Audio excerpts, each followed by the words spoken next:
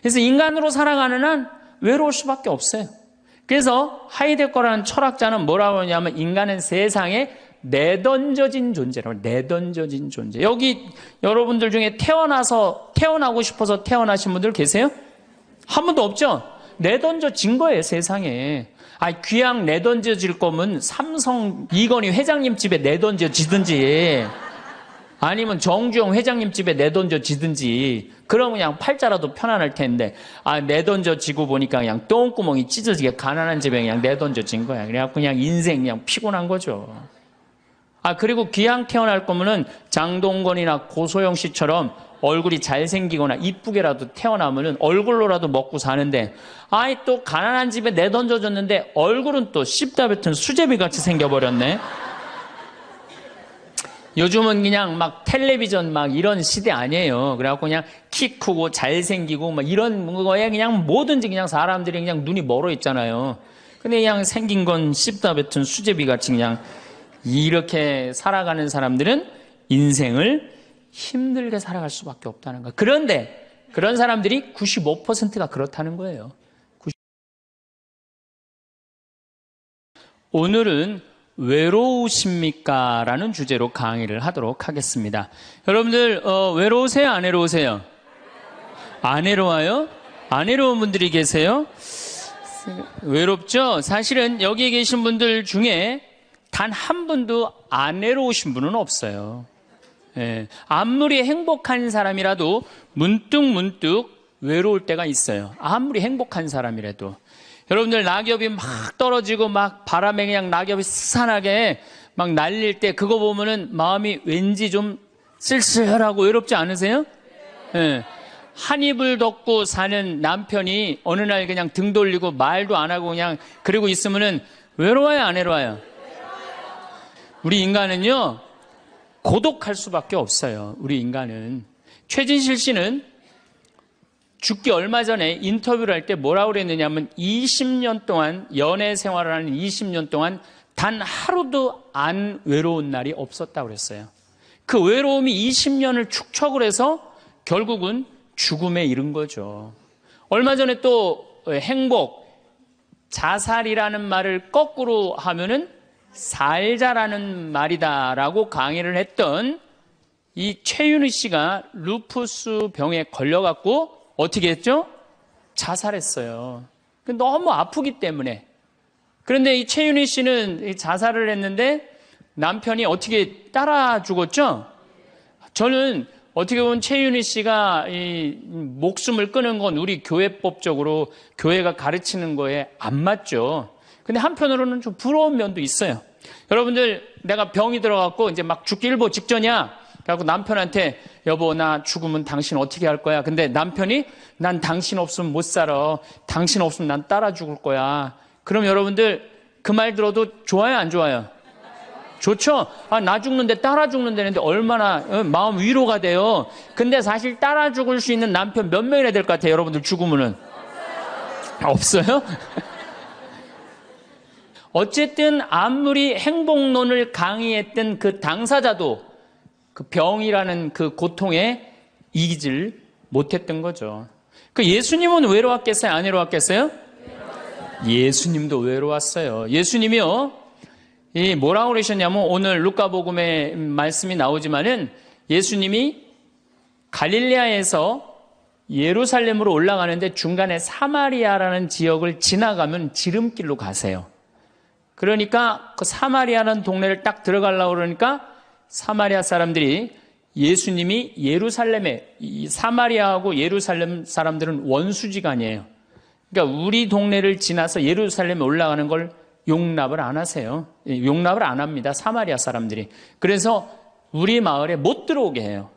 그러니까 그냥 야고보하고 요한이 너무너무 화가 나갖고 뭐라고 그랬냐면, 주님, 하늘에서 불을 내려다가 살라버릴까요?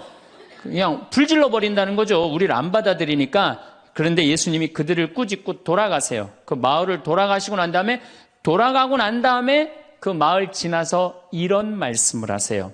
하늘의 새도 보금자리가 있고 여우도 굴이 있지만 사람의 아들은 머리 둘 곳조차 없다. 이렇게 말씀하세요. 아니, 온 세상의 임금님이신 예수님조차도 이 세상에서 사시면서 뭐라고 그랬어요? 하늘에 새도 보금자리가 있고 여우도 굴이 있는데 사람의 아들은 머리 둘 곳조차 없다. 예수님도 외로우셨는데 여러분들이 뭐라고 안 외로워요? 예. 본당 신부님들이 가끔 사제가 돼서 본당 사목을 하다가 교우들하고 갈등을 일으켜요. 갈등을 일으키는데 교우들이 본당 신부님 본당에서 몰아낸다고 주교님한테 막 투서하고 막 연판장 막 돌리고 그럴 때 그 사제는 외로울까 안 외로울까요? 외롭죠. 왜? 정말로 하느님 나라를 위해서, 하느님의 교회를 위해서, 그 교회의 구성인 교우들을 위해서 장가도 안 가고 말이야, 혼자 독신으로 그 교우들을 위해서 온전히 삶을 봉헌했는데 그 교우들이 자기를 몰아낸다, 자기를 투소한다, 정말로 모든 걸 바쳤는데 그 바친 당사자들이 자기를 미워할 때 사제는 고독할까요? 안 고독할까요? 고독할 수밖에 없어요. 예수님 역시 가난하고 불쌍한 이들을 위해서 착한 일을 하는데도 유다인들은 예수님께 돌을 집어 던지려고 그래요. 예수님을 미워했어요. 그래서 요한복음 7장을 보면은 예수님이 5천 명을 먹이고 막 기적을 일으키다가 사람들이 마음이 바뀌어갖고 예수님을 죽이려고 그래요. 그러니까 예수님이 요한복음 7장 1절에 뭐라고 그러냐면은 유다를 다니지 않고 갈릴레아에 숨어 다녔다고 그래요. 숨어 다녔다고. 드러나지 않게 다니십니다. 왜? 그들이 당신을 미워하는 걸 아시고 예수님이 드러나지 않아요. 그러니까 너무너무 사랑하는데 나를 미워하면은 여러분들 쓸쓸할 것 같아요? 안 쓸쓸할 것 같아요? 여러분들 남편을 내가 너무너무 사랑해. 남편을 너무너무 사랑하는데 남편이 나를 미워해. 내가 남편을 너무너무 좋아하는데 남편이 나를 미워해. 그러면은요, 그거 고독은요, 이루 말할 수가 없어요. 우리가 언제 주로 살아가면서 고독할까요? 첫 번째 외로움을 느끼는 것은 사랑하는 사람에게서 버림받았을 때 외로움을 느낀다 그래요. 사랑하는 사람. 부모님한테 버림받은 사람들 많죠? 부모님한테 버림받은 사람들 얼마나 많아요. 요즘 보육원에 그냥 자기 아이 버리고 그냥 가는 부모님들 얼마나 많아요. 그리고 이혼하고 그냥 엄마가 보따리 싸들고 그냥 도망가는 엄마들 얼마나 많아요. 그런 아이들 상처가 얼마나 크겠어요. 세상에 천하에 엄마가 나를 버렸다, 아버지가 나를 버리고 갔다, 그들의 마음의 상처는 이루 말할 수가 없죠. 또 사랑하는 애인이 배반하고 가버렸어. 사랑하는 애인이 배반하고 가버렸어. 그러면은 아파요, 안 아파요? 아프죠? 친구가 나를 배반하고 가버렸어. 이거 굉장히 괴로운 거예요. 내가 정말로 너무너무 사랑하는데 결혼하고 싶은 정말로 남자가 있어. 근데 부모님이 반대해갖고 헤어져야 돼. 아파요, 안 아파요? 굉장히 아파죠. 놈이 반란을 일으켜요. 아들이 압살롬이라는 아들이 있는데 반란을 일으켜갖고 다윗이 도망 나갑니다. 예루살렘에서 그냥 급히 도망을 나가면서 이런 시를 불러요. 시편 3편에 주님, 저를 괴롭히는 자들이 어찌리 많습니까? 저를 거슬러 일어나는 자들이 많기도 합니다. 하느님께서 저자를 구원하실성 싶으냐? 저를 빈정대는 자들이 많기도 합니다. 이런 얘기를 해요. 그러니까 다윗도 결국은 누구한테 버림을 받기 시작하냐면 아들한테 버림을 받아요. 그리고 결국은 그 아들은 요압이라는 다윗의 총사령관한테 표창에 맞아 죽고. 그러니까 얼마나 아프겠어요. 인간은 어떤 종류의 인간이든지 이런 아픔 속에서 살아갈 수밖에 없다. 사랑하는 사람을 만날 수 없다는 사실, 숨을 쉴 수조차 힘든 거죠. 이거를 불가에서는 뭐라고 그러냐면 애별리고라고 그래. 애별리고. 사랑하는 사람하고 헤어지는 고통. 이게 가장 큰 고통이라고 그래요. 우리 신학생들, 참 나는 우리 신학생들만 보면은요, 너무너무 거룩하고 아름답고 순결해요. 고등학교 3학년 딱 졸업하고 얼마나 하고 싶은 게 많겠어요. 그런데 하느님의 나라를 위해서 신학교 딱 들어갔단 말이야. 그러면 신학교 1, 2학년들 보면요, 너무너무 순수하고 아름다워 보여요. 그 나만 아름다워 보이겠어요? 우리 여러분들 보면 이쁘겠어, 안 이뻐? 우리 신학생 1, 2학년 학사님들 보면 이쁘죠? 여러분들만 이쁘겠어요? 20살, 21살 된 여자애들은 이쁠 것 같아요, 안 이쁠 것 같아요?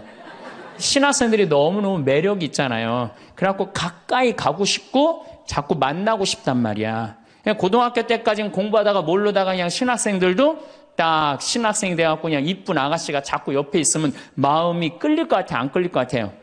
끌릴 수밖에 없어요. 사람은요, 어쩔 수가 없어요. 그래갖고 한 2년 만나다 보면은요, 이게 이때부터 갈등하기 시작하는 거예요. 내가 사제가 돼야 되는데 왜 자꾸 저 여자한테 마음을 빼앗기나. 그래갖고 그냥 그때부터 고민하기 시작하는 거예요. 하느님을 선택할 것이냐, 여자를 선택할 것이냐. 그래서 신학교에서는 재미난 말이 있어요. 2말 3초라고 그래. 2학년 말, 3학년 1학기, 3학년 초, 요때가 가장 신학생들이 갈등을 많이 할 때예요. 그래갖고 이때 여자를 떠나보내면 이제 4학년, 5학년 쭉 군대 가면서 이제 사제 길로 가는 거예요. 근데 이때 그냥 이 여자를 따라가면 이제 신학교 나가는 경우가 많죠. 그래갖고 그냥 그 젊은 나이에 그 피 끓는 뜨거운 애정을 끊고 사제가 되니 애별리고의 고통을 안 겪은 사제가 몇 명이나 될 것 같아요. 그러니까 서품 때 보면 그냥 누워갖고 그냥 이 깔고 그냥 그 여자 떠나보낸 여자 생각하고 그냥 가슴이 아파서 우는 거예요. 모든 걸 떠나보내야 돼. 인간이 얼마나 그게 힘든 건데요. 그러니까 여러분들 신부님들한테 잘하세요. 괜히 주교님한테 편지 쓰고 그러지 마시고.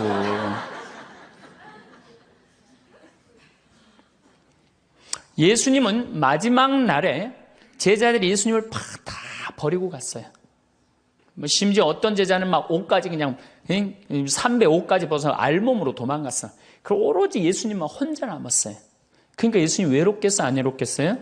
외롭죠. 그러니까 예수님은 이런 말씀을 하신 거예요. 하늘에 새도 보금자리가 있고 여우도 굴이 있는데 사람의 아들은 머리 둘 곳조차 없다. 그건 맞는 말씀이에요.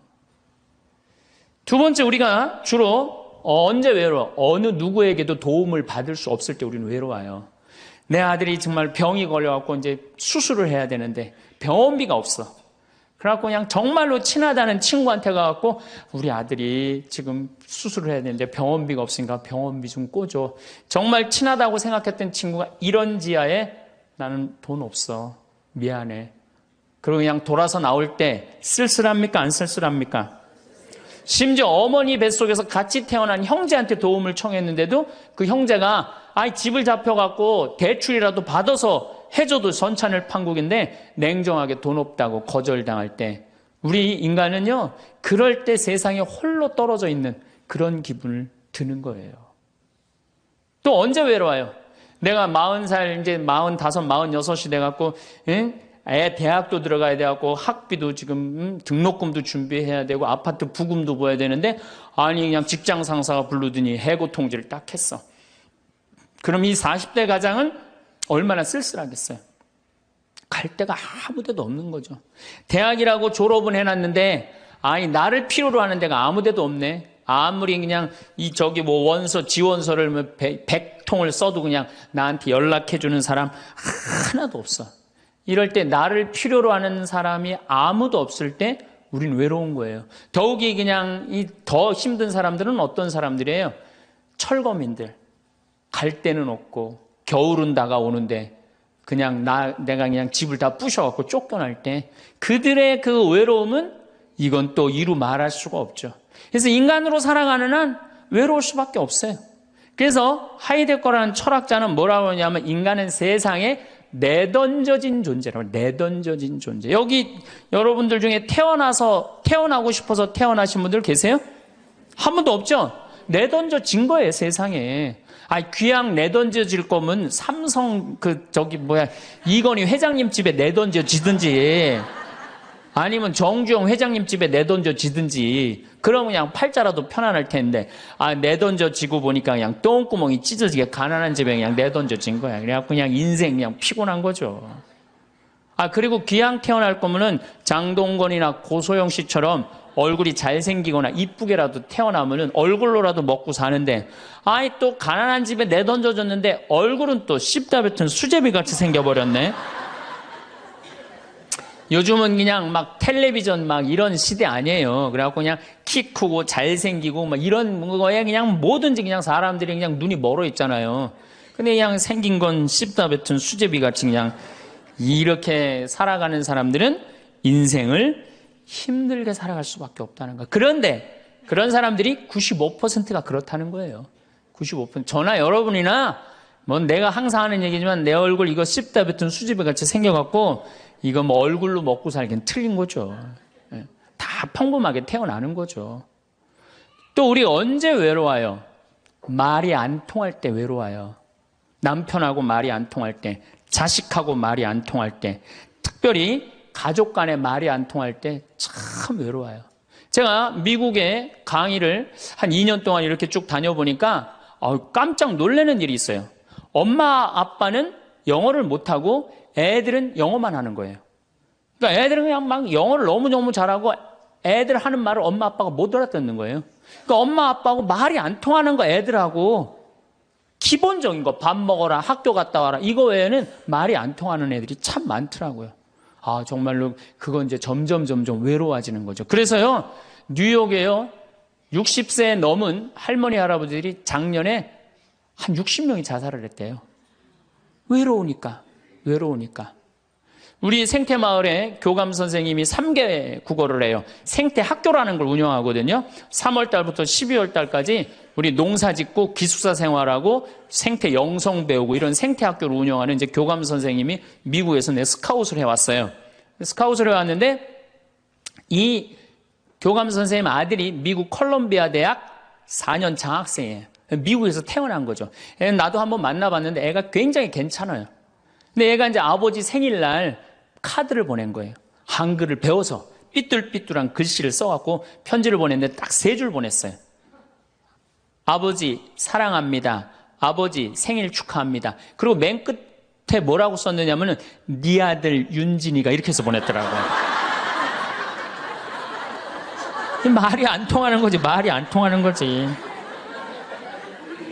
한국에서 보면은 그런데 이게 미국 사회에서만 서로 말이 안 통하는 게 아니야. 한국에서도 퇴근을 했는데 부인이 남편을 투명인간 취급하는 부인들 많아요. 들어오거나 말거나 말도 안 하고 그냥 밥 차려놨으니까 먹으라고 그러고 사람 그냥 투명인간 취급하는 경우 많죠. 그렇죠?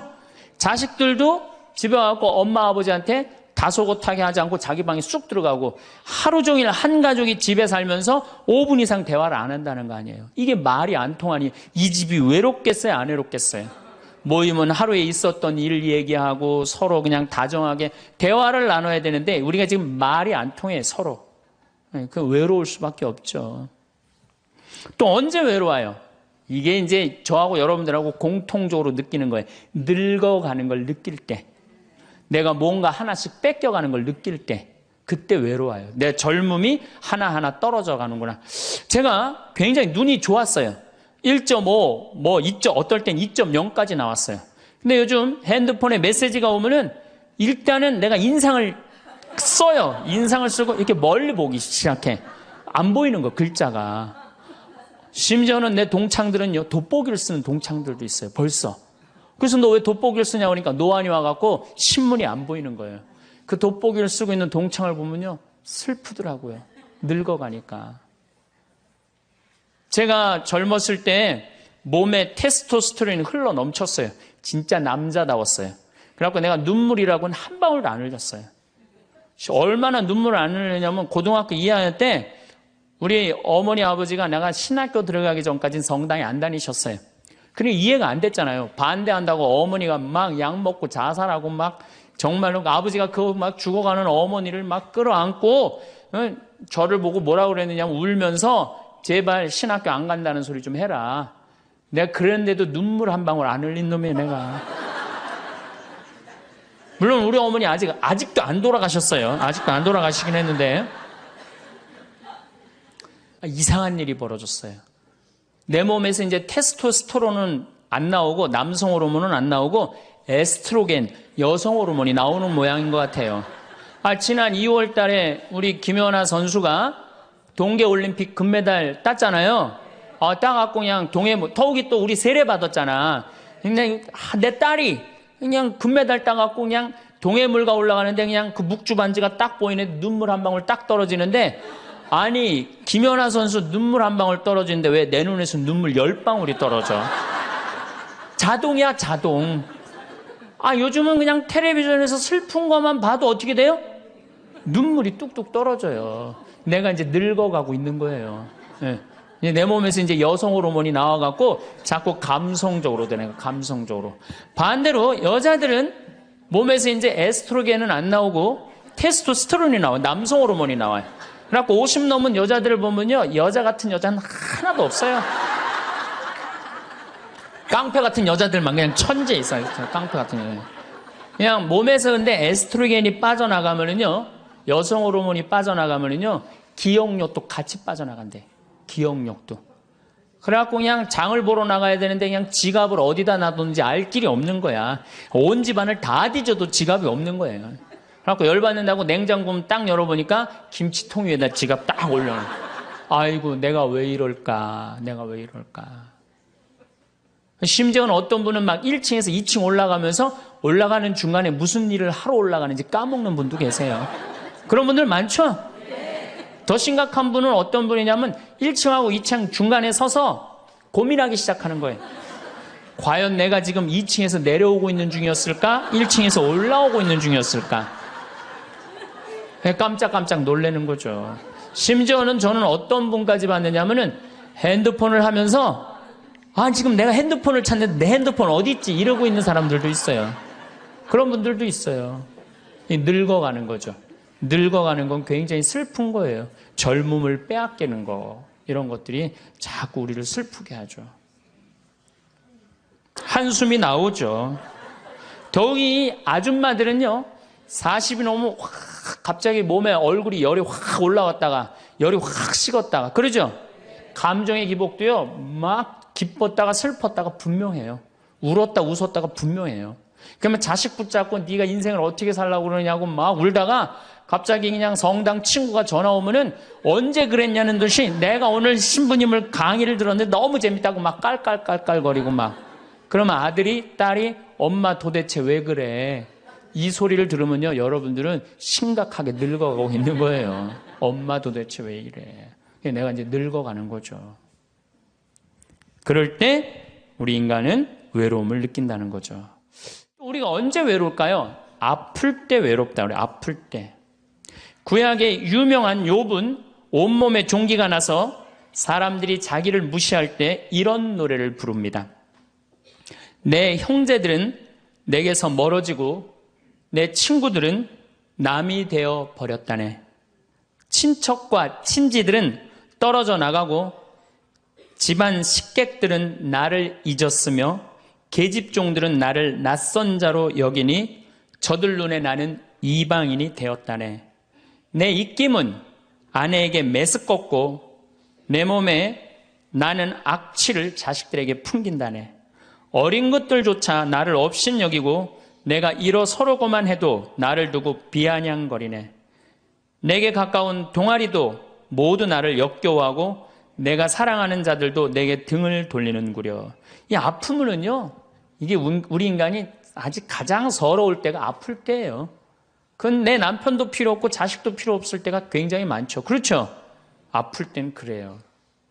어떤 분이 그런 얘기를 하더라고요. 나하고 나이가 비슷한 분인데 자기가 고등학교 때 엄마가 참 자기를 사랑했는데도 불구하고 하루는 굉장히 토했대요. 근데 밤새 토했는데 엄마가 나 토하는 걸 아는데도 문 한 번 안 열어봤을 때 그렇게 외롭고 쓸쓸하고, 지금도 그 20몇 년 전 그 생각을 하면은 지금도 외롭고 섭섭하다는 거예요. 그러니까 우리가 가장 서러움을 많이 느낄 때, 언제 서러움을 많이, 아플 때, 나한테 무심하게 대할 때 우리가 서러움을 많이 느낀다는 거죠. 그래서 시편 69편에 이런 얘기가 있어요. 하느님, 저를 구하소서. 목까지 물이 들어찼습니다. 깊은 수렁 속에 빠져 발 디딜 데가 없습니다. 물속 깊은 곳으로 빠져 물살이 저를 지칩니다. 소리 지르느라 지치고 저의 목도 쉬었습니다. 저를 까닭 없이 미워하는 자들이 제 머리카락보다 많습니다. 제가 빼앗지도 않았는데 물어내라 합니다. 저는 제 형제들에게 남이 되었고 제 어머니의 소생들에게 이방인이 되었습니다. 물살이 저를 지치지 못하고 깊은 물이 저를 집어삼키지 못하며 심연이 저를 삼켜 그 입을 다물지 못하게 하소서. 인간은 이렇게 누구나 다 힘들고 외롭다는 거예요. 하다못해 같은 이불을 덮고 사는 남편도 내 마음 몰라주고 나 비난하고 몰아세울 때 우리는 외롭고 고독해서 극단적인 방법을 선택하기도 해요. 여러분들 어때요? 우리 여기 자매님들 많으신데 남편 생일에 미역국 끓여주고 자식 생일에 미역국 끓여주고 시부모 생일에 미역국 다 끓여줬어. 근데 정작 내 생일을 미역국 끓여주는 사람 있어요? 네, 없죠? 그래도 내 생일인데 그래도 그냥 생일이니까 그냥 미역국 자기가 이제 끓이는 거야. 근데 아무도 몰라. 미역국 왜 끓였어? 그리고 앉아서 먹는데 그냥 그 미역국을 떠서 먹는데 눈물이 뚝뚝 미역국에 떨어져요? 안 떨어져요? 아무도 나를 몰라줄 때. 그래서 외로움을 많이 느끼는 분들이 여성 주부들이 많이 느낀대요. 애들은 공부하러 학교 다니고 남편은 직장 다니고 빈집을 지키고 있으면 그렇게 쓸쓸하대요. 그래서 이걸 뭐라고 그러냐면은 빈둥지 증후군이 있대요. 빈둥지 증후군. 빈둥지에서 그냥 혼자 그냥 굉장히 그러니까 40대 50대 주부 우울증이 그렇게 많은 거예요. 네, 그분들이. 그런데 놀랍게도 독신으로 사는 여성보다는 결혼한 여성이 더 외롭대요. 독신으로 사는 혼자 사는 여자는 자기가 처음부터 외로울 거라고 생각을 하고 혼자 그냥 미역국 끓여 먹으면 당연하게 생각을 하는 거야. 근데 결혼한 사람은 바라는 게 많잖아요. 근데 남이 안 해주면 더 외로운 거야. 근데 놀랍게도 더 놀라운 건 뭐냐? 40대 자살률을 보면은 여자보다도 남자가 3배 더 많이 죽는데요. 그러니까 여러분들보다 누가 더 많이 외로움을 탄다고 생각하시면 돼요? 남자가 더 많이 탄다고 생각하면 돼요. 이 인간이 다 외로운 거야. 어떻게 보면 다 불쌍해. 여기 있는 분들 한 분 한 분 예수님 오면 다 안아줄 거야. 너 그동안 외로웠구나. 내가 안아주마.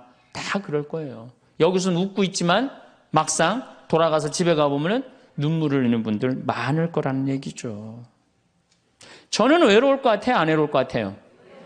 저도 외로워요. 제가 92년도 철산성당에서 보좌신부, 경기도 광명 철산성당에서 보좌신부를 했는데 한 12월 15일쯤 됐어요. 아이들이 연합고사 본 날이에요. 그래갖고 저녁 먹고 이제 성당을 이렇게 산책을 하는데 지하실에서 뭐 난리도 아니에요. 뭐 의자 부시는 소리에 뭐 비명 소리에 정신이 하나도 없더라고요. 그래서 내려가서 보니까 아이들이 소주를 먹고 어떻게 하느냐면은 난리도 아니야. 뭐 자기네들끼리 의자를 부시고 끌어안고 울고 별놈이 다 있더라고요. 별놈이 다 있어갖고 니네들 도대체 왜 그러느냐? 저는 중학교 아이들이 술 먹고 담배 피는 거 내가 본당 신부할 때 나한테 걸려도 난 한 번도 혼낸 적이 없어요. 애들. 왜 혼낸 적이 없냐면 내가 중고등학교 때 술, 담배 다 했거든. 뭘 혼을 내. 그래서 니네들 사제관에 좀 올라와 봐라. 신부님이 혼내지 않고 사제관으로 올라오라고 그랬고 딱 앉혔어요. 한 15명을. 남자 여자 다 앉아갖고 니네들 도대체 무슨 일 때문에 이렇게 술을 먹고 성당 기물을 부시냐 얘기를 좀 해봐라. 그랬더니 마침 그 아이 중에 한 아이가 엄마 아빠가 이혼을 한 거야. 자기네들끼리 위로해준다고 마침 시험도 끝나고 소주를 지금이야 18도 19도지만 그땐 24도짜리 소도 아니에요. 중학교 3학년 애들이 그거 먹고 그냥 필름이 끊어진 거죠. 그래갖고 이제 앉혀갖고 그냥 귀양 나온 얘기니 니네들 인생을 한번 얘기를 해봐라. 이제까지 살아온 거. 그랬더니 애들이 그냥 15년, 16년 살아온 인생 그냥 나름대로 그냥 쫙 밤 12시가 넘은 거예요. 그래갖고 오늘은 너무 늦었으니까 니네들 귀양 이렇게 술이 취했으니 집에 가지 말고 신부님 집에서 자라. 사조관에서 15명 다 집으로 전화해라. 만약에 엄마 아빠가 뭐라고 의심을 하면 나를 바꿔줘라. 그래갖고 내가 몇몇은 내 통화를 해갖고 내가 오늘 재울 테니까 걱정하지 말라고.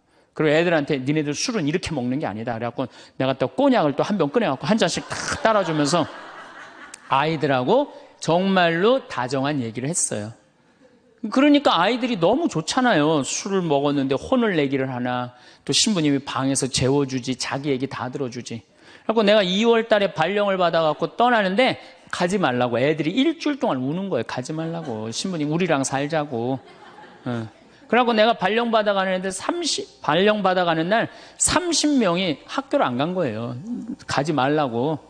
그래갖고 제가 이제 수원으로 이제 발령을 받아갔는데 토요일만 되면은 얘네들이 전철을 타고 내려오는 거예요. 토요일만 되면은 30명이. 그래갖고 한 주, 두 주 오다 말겠지. 그런데 애들이 3개월 동안 계속 내려오는 거예요. 나보고 싶다고. 생각해보니까 이렇게 하면 안 되겠더라고. 이렇게 끌고 다니다가는 10년 후에는 한 3,000명 끌고 다니겠더라고요.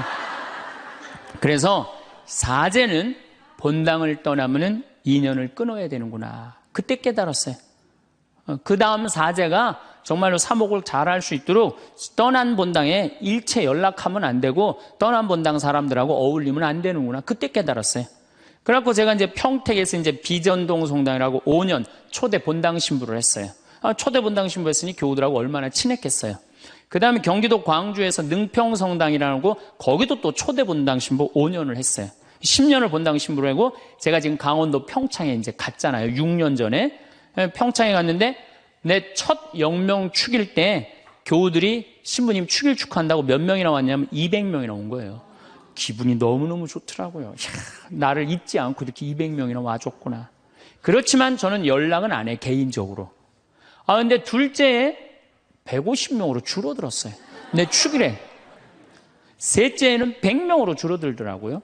뭐 계속 연락은 안 하니까 넷째 해는 50명으로 줄어들었어요.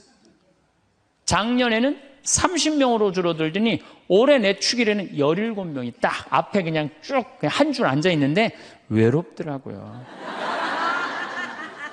근데 사실은 그 200명에서 17명까지 줄어들 때 누가 연락을 안 하고 산 거예요? 내가 연락 안 하고 산 거예요. 사실은 그 외로움을 누가 먼저 만들었냐면 내가 먼저 만드는 거예요.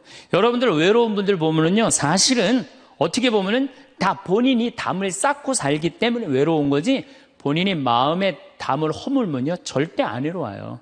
근데 담 쌓고 사는 경우 많죠. 형제나 친척이 잘못하면은 내가 니네들하고 연락하고 사나 봐라. 그리고 딱 인연 끊어버리잖아요. 그러니까 우리가 외로움은 점점 우리를 더 힘들게 만들어요. 대한민국 사람들이 굉장히 외로운 것 같아요. 대한민국의 명장면이 하나 있어요. 저는 이해가 안 가는 장면 하나 있어요. 대한민국 사람 참 외롭구나. 대한민국 아줌마들이 외롭구나를 느끼는 장면 하나가 있어요. 그게 뭐냐면 연예인들 군대 갈 때예요. 아니 연예인들 군대 가는데 왜 아줌마 500명이 따라가. 자기 아들 군대 가는 것도 아닌데. 그래갖고 그냥 거기다가 막 기다린다고 그러고.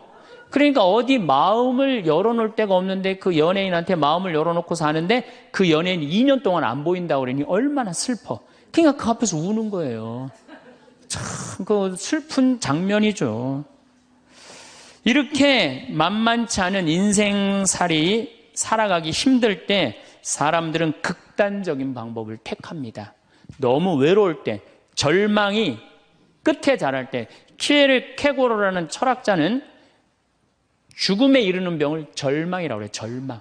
외로움에서 끝에 아무도 내 옆에 없구나. 이런 절망에 할 때 죽음에 이른다는 거죠. 근데 우리나라는 놀랍게도 자살률이 세계 1위예요. OECD 국가 중에 자살률이 세계 1위예요. 얼마나 많이 죽느냐면은 1년에 15,413명이 죽어요. 1년에.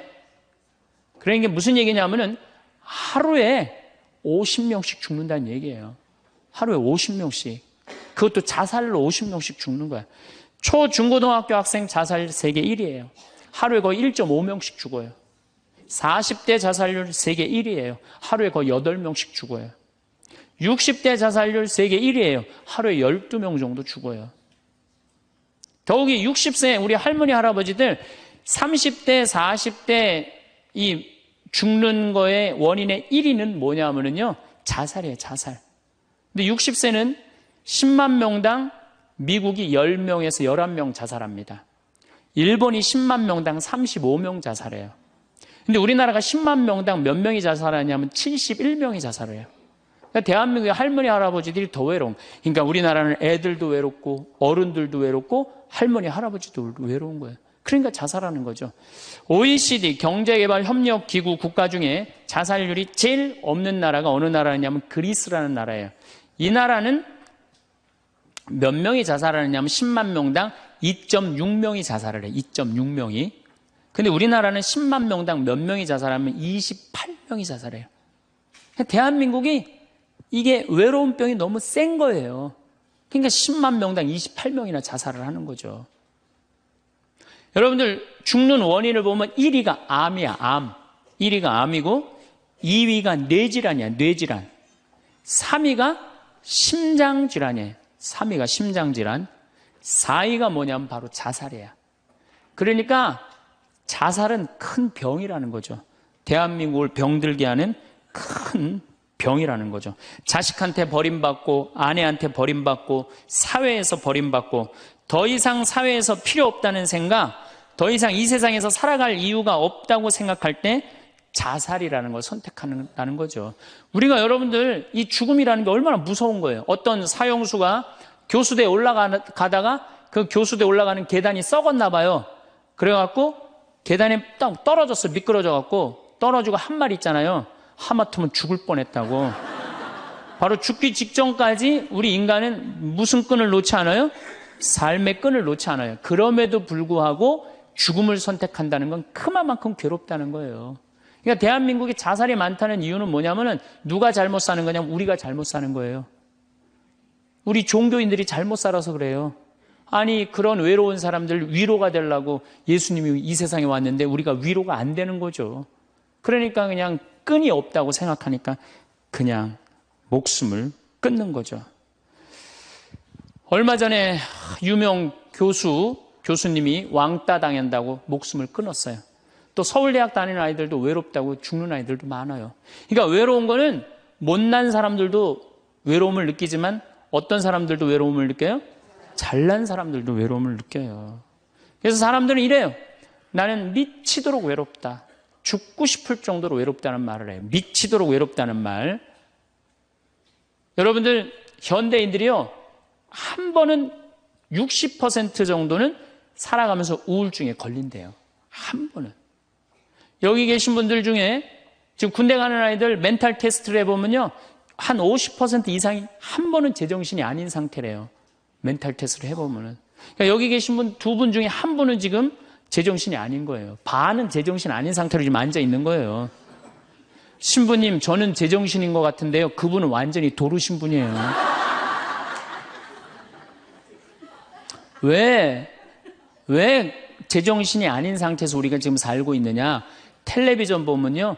기가 막힌 거 많이 나와요. 보험금 타먹는다고 한 10년 전에 자식 손가락 자른 아버지 생각나시죠? 네. 그리고 얼마 전에는 초등학교, 중학교 애들이 초등학교를 발로 차갖고 그냥 공중에 뜬 거 재밌다고 동영상 찍어갖고 올려놓은 그 제정신이에요? 제정신 아니에요? 제정신 아니에요. 부모가 자식 죽이고 자식이 부모 죽이고 남편이 아내 죽이고 아내가 남편 죽이고 이게 우리가 다 제정신이 아니에요. 100년 전 조선시대 사람들을 데려다 놓고 100년 전 조선시대 사람을 데려다 놓고 한번 여러분들 요즘 사회 뉴스를 한번 보게 하세요. 그 사람 미칠 것 같아요? 안 미칠 것 같아요? 근데 여러분들은 그거 매일 죽이고 살인하고 강간하고 뭐 아이들만 성추행하고 이러는 거 보는데도 여러분들 왜 안 미쳐요? 이미 어느 정도 미쳐 있어. 미쳐 있기 때문에 그걸 봐도 안 이상한 거예요. 그러니까 우리가 잃어버린 마음을 찾아야 된다는 거죠. 잃어버린 마음을. 그러니까 외로운 사람들끼리 서로 모여서 서로 위로가 돼야 되는데 외로운 사람들이 뭘 하느냐면 컴퓨터 게임에 미쳐 있는 거예요. 컴퓨터 다 사람은 안 만나고 기계만 만나는 거예요. 그러니까 더 미치는 거죠. 더 미치는 거예요. 그래서 우리가 이런 외로움을 극복하려고 그러면은 정말로 서로 사랑해야 돼요. 예수님 말씀처럼 우리가 서로 사랑해야 돼요. 서로를 배려해주고 서로를 신경 써주고. 근데 우리는 이게 서로 사랑하고 서로 배려해주는 게 부족한 거죠. 굉장히 이기적으로 사는 거죠. 이기적으로. 그럼 여러분들은 언제 외로움을 정말로 극단적으로 느끼느냐? 자식한테 기댈 때. 특히 여기 계신 여러분들은 언제 더 많은 외로움을 느끼냐면 늙어서 자식이 나한테 잘해주겠지. 이런 마음 먹는 분들은요. 외로워요. 딸이 나한테 잘해주겠지. 늙어서 나 용돈도 주고 내가 고생해서 키워놨으니까 나 호강시켜주겠지. 이런 생각하는 분들은요, 외로울 수밖에 없어요. 자식은요, 잘 키워도 소용없고 못 키워도 소용없는 게 자식이에요. 자식은 그저 고등학교 3학년 때까지 키우고 끝나야지 그 다음 욕심내면요, 여러분들 외로울 수밖에 없어요. 그러면은 못 키운 자식이 왜 소용없어요? 아니 그냥 중고등학교 때 속새기는 놈 커서도 속새겨요. 직장도 못 들어가고 그냥 빌빌거리고, 그리고 또 결혼해도 제대로 살지도 못하고 그냥 또 이혼해갖고 그냥 손자 그냥 나한테 맡겨갖고 힘들어. 그러니까 자식은 못 키우는 자식 소용없어요. 그러면은 잘 키우는 자식은 왜 소용없느냐? 잘 키운 건 더 소용없어요. 그냥 좋은, 여기 저 서울대학 가까이 있잖아요. 며칠 전에도 내가 서울대학 가서 강의를 했는데, 똑똑해.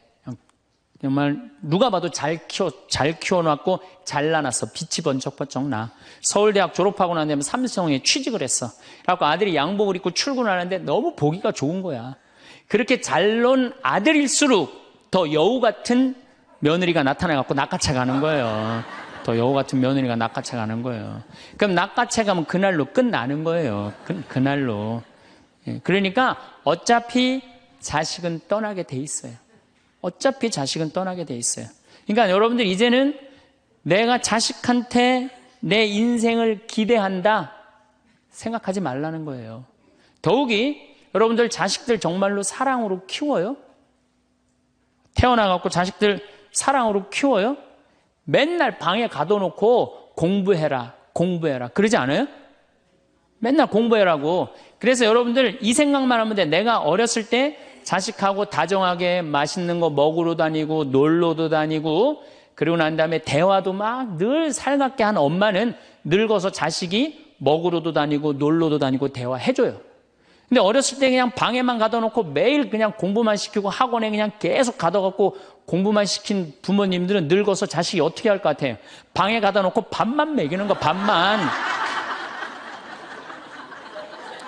그리고 이제 완전히 이제 늙어갖고 움직이지 못할 때 어떻게? 학원에 그냥 계속 가두듯이 이제는 그냥 양로원에 그냥 가둬갖고 그냥 거기서 살라고 그래. 그냥 자식들한테 공부해라 그런 부모님들, 이거 심각하게 이거 고민해야 돼요. 그런 분들은 더 외로울 수밖에 없어. 더 외로울 수밖에 없어. 그러니까 보통 이제 초등학교 이제 1학년, 2학년 애들이 막 너무 6, 7살까지는 이쁘다가 초등학교 들어가면 막 공부를 안 하고 그러면요, 애들한테 엄마가 막 폭언을 하기 시작해요. 그래갖고 성적표를 받아왔는데 40점, 50점 이렇게 받아오면은 애들한테 그래요. 너 밥이 넘어가냐고. 네가 잠이 오냐고. 너 지금 텔레비 봐야 되느냐고. 그래갖고 그냥 보통 공부 못하는 애들이요, 성격이 느긋한 애들이 공부 못해요. 내일 시험이라도 걱정 안 하고 느긋하게 있는 애들 공부 못하는 거예요. 그렇죠? 그럼 그거 보고 있으면 엄마가 불이 나요, 안 나요? 그래서 느긋한 성격 가진 애를 그냥 괴롭히기 시작해. 욕을 해대는 거야. 초등학교 6년 욕을 한단 말이야. 그럼 애가 6년 지나가면 성격이 삐뚤어져요. 공부 못해도 우리 아들 착하다, 우리 딸 예쁘다, 우리 아들 성격 좋다. 그러면 6학년 때까지 성격 안 삐뚤어지거든요. 근데 6년 내내 엄마가 욕을 하는 거야. 너 같은 인간이 밥을 내가 너를 놓은 게, 내가 너 놓고 미역국 먹은 게 내가 후회된다 막 이러니 6년 동안 애가 그냥 삐뚤어지는 거야. 이제 중학교 올라가면 더 삐뚤어지는 거죠. 중학교 올라가면 엄마가 더 극단적으로 아이하고 싸우는 거예요. 그러니까 중학교 되면 애가 엄마랑 같이 있고 싶지 않은 거예요. 그래서 어디 좀 놀러 가자 그래도 어떻게? 엄마 아빠나 갔다 오라고. 외로울 수밖에 없는 거죠. 고등학교까지 되면은 완전히 빗나가게 되면 심한 아이들은 어떤 경우도 있느냐면요, 정신질환까지 앓는 아이들도 있어요. 심한 경우는. 그래서 보통 엄마들이 어느 정도로 우리가 정말로 한심하냐 하면은, 이제 자기 아이가 태어나면은 꿈에 부풀어 있는 거예요. 자기 아이가 천재인 줄 아는 거, 천재. 그래갖고 막 엄마, 아빠 그럼 막 천재가 말하는 것 같은 거야. 막 1살, 2살짜리. 그래갖고 내 아들 천재, 내 딸 천재라고 우유를 먹여도 아인슈타인만 먹여요. 천재 먹으라고. 아인슈타인 우유만 먹는 거야. 애가 그냥. 그래갖고 그냥 초등학교 들어갔는데, 이놈이 천재인 줄 알았더니 섞어 놓으니까, 아인슈타인 정도는 아닌 것 같아. 그래서 우유를 바꿉니다. 서울 우유로 바꾸는 거야. 서울 우유로. 그래서 서울대학은 가라고 서울로 바꾸는 거예요. 6년 동안 서울에 죽으라고 먹였어. 근데 중학교 올라갔더니 이게 컴퓨터 게임에 빠지기 시작하네. 그래갖고 그냥 성적이 보니까 이거 뭐 영 아닌 것 같아. 그래서 엄마가 마음을 또 바꿔. 연세우유로 바꿔. 연세우유로. 연세우유로. 고등학교 들어가 보니까 이건 뭐 진짜 아니야. 그래갖고 그래도 엄마가 포기를 못하고 무슨 우유를 먹이냐면 건국 우유를 먹어요. 건국 우유를. 근데 사실은 이 우유까지는 괜찮아요. 건국 우유까지 서울에 있는 학교에 가면요. 서울대학이에요. 이 지방에 다 가거든요. 고등학교 3학년 때는 이건 건국 우유도 안 될 것 같아. 그래갖고 그냥 최종적으로 정말로 애절한 마음으로 먹이는 우유가 뭔지 아세요? 저지방 우유예요. 저지방 우유. 지방대학은 가지 말아라. 여러분들, 얼마 전에 어떤 아이가 자기는 예술고등학교 가고 싶은데 엄마 아빠가 판검사 되라고 어떻게 애를 괴롭힌 거예요. 그러니까 애가 그냥 불을 질러갖고 엄마, 아빠, 여동생, 할머니까지 다 죽었잖아요. 그러니까 여러분들 자식을 정말로 사랑으로 키우느냐, 욕심으로 키우느냐, 이거 반성해야 돼요. 그렇게 애를 힘들게 키우는데 여러분들 노년이 풍요롭겠어요? 사랑이 없는 거예요, 사랑이. 정말 안타깝죠. 그래서 우리들이 그 아이들이 자기가 능력이 자꾸 깨져가는 걸 느낄 때 우리는 쓸쓸하고 외롭다는 거죠. 그때 누가 위로가 돼야 돼? 엄마들이 위로가 돼. 우리 아들 괜찮아. 정말 착하고 하느님 찬양하고 하느님 사랑하고 매일매일 성실하면 살면 돼. 그걸 전해줄 때 여러분들 노년은 안 외로워요. 너 같은 걸 내가 낳았으니 이 웬수야. 밥이 넘어가느냐? 이런 분들은 외로울 수밖에 없어요. 다음 시간에 정말로 우리가 부모 자식이 얼마나 중요한지에 대해서 이어서 하도록 하겠습니다. 감사합니다. 황창현 신부님께선 외로우십니까? 일부에선 사랑하는 사람에게 버림받았을 때, 아무에게도 도움을 받을 수 없을 때, 나를 필요로 하는 사람이 아무도 없을 때, 말이 통하지 않을 때, 늘어가는 것을 느낄 때, 아플 때, 외로움을 많이 느끼게 된다 말씀하셨듯이 아무리 행복해도 외롭다는 말씀에 너무 공감했습니다. 외로움을 잊는데 도움이 되는 방법을 공유드립니다. 취미생활 즐기기 새로운 취미를 시작하거나 기존 취미에 시간을 투자하세요. 예술, 음악, 요리, 운동 등 다양한 활동을 통해 외로움을 잊을 수 있습니다. 운동하기 규칙적인 운동은 신체 건강뿐만 아니라 정신 건강에도 좋습니다. 운동을 통해 엔돌핀이 분비되어 기분이 좋아지고 외로움을 덜 느끼게 됩니다. 자원봉사활동 참여하기 자원봉사활동을 통해 다른 사람들을 돕는 경험을 하면 외로움이 줄어들고 보람을 느낄 수 있습니다. 독서하기 책을 읽는 것은 지식을 쌓고 다른 세상에 몰입할 수 있는 좋은 방법입니다. 흥미로운 책을 통해 외로움을 잊어보세요. 명상 및 요가 명상과 요가는 마음의 평화를 찾고 스트레스를 줄이는 데 도움이 됩니다. 규칙적으로 실천하면 외로움을 극복하는 데 도움이 됩니다. 친구 및 가족과 연락하기 가까운 사람들과 연락을 유지하세요. 전화나 메시지를 통해 소통하고 만남을 계획하면 외로움을 덜 느낄 수 있습니다. 온라인 커뮤니티 참여하기 공통의 관심사를 가진 사람들과 온라인 커뮤니티에서 소통해보세요. 비슷한 취미나 관심사를 가진 사람들과 교류하면 외로움이 줄어듭니다. 자신을 돌보기 규칙적인 수면, 건강한 식습관, 적절한 휴식 등 자신을 돌보는 데 신경 쓰세요. 신체적 건강이 정신적 건강에 큰 영향을 미칩니다. 목표 설정하기 단기 및 장기 목표를 설정하고 달성하기 위해 노력하세요. 목표를 이루는 과정에서 성취감을 느끼고 외로움을 덜 수 있습니다. 이 방법들을 통해 외로움을 극복하고 더 행복하고 만족스러운 삶을 누리시길 바랍니다. 오늘도 건강과 평안이 함께.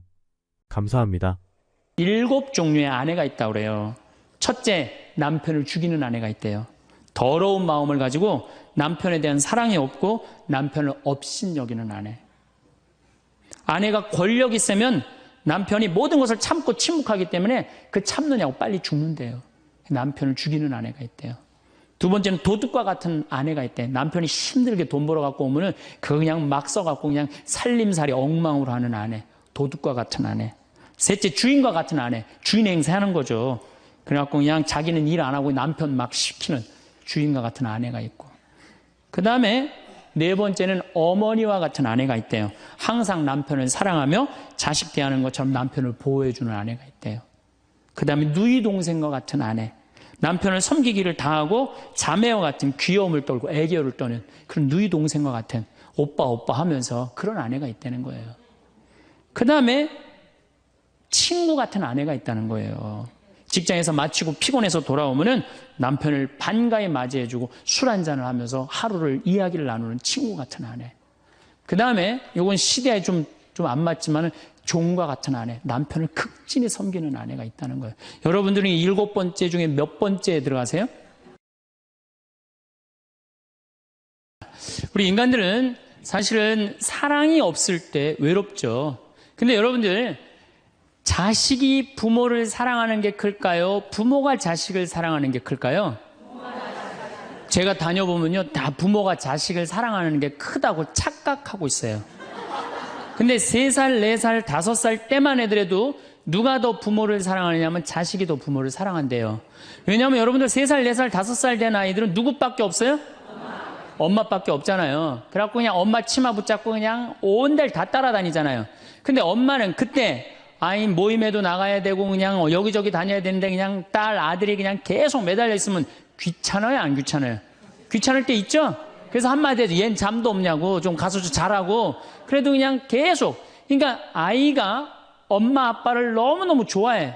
엄마 아빠하고 같이 있고 싶어. 근데 누가 밀어내기 시작하냐면 부모가 밀어내기 시작하는 거예요.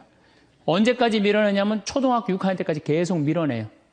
그리고 공부 못한다고 구박까지 해. 밀어내는 것도 모자라서. 그럼 중학교 올라가면 그때부터는 누가 싫어하기 시작해요? 자식이 싫어하기 시작해요. 그래갖고 엄마 아빠를 거절하기 시작해. 근데 엄마 아빠는 똑같은 마음이야. 사랑하는 건 똑같아. 그렇죠? 근데 중학교 올라가면 이놈이 나를 거절하니까 굉장히 섭섭하죠. 그런데 10년 동안 밀어낸 걸 생각해야죠. 10년 동안 같이 아이가 놀아달라고 그럴 때 놀아주고, 뭐 매달릴 때 같이 안아주고, 눈 마주쳐주고, 대화해주고, 얘기 들어줬으면은 중학교 올라도 걔는 엄마 아빠 안 미워해요. 그런데 3살서부터 계속 귀찮다고 그러고 자라고 그러고 그냥 뭐 또 때리고 막 공부 못하면 뭐 그냥 네가 그냥 내가 널 낳고 미역국을 끓여 먹고 내가 한심하다고 그러고, 그리고 중학교 올라가고 자식이 엄마 막 째려보고 신경질 보고 소리 지르면은 그땐 당황스러운 거예요. 그래서 그런 착각을 하지 마시라는 거예요. 자식이 여러분들을 거절하게 되는 데는 누가 기여를 하는 거예요?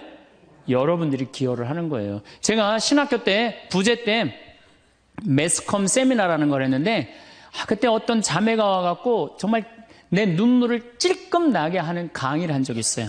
이 자매가 아들이 셋 있었대요. 근데 아들이 셋 있는 집은 항상 둘째가 문제예요.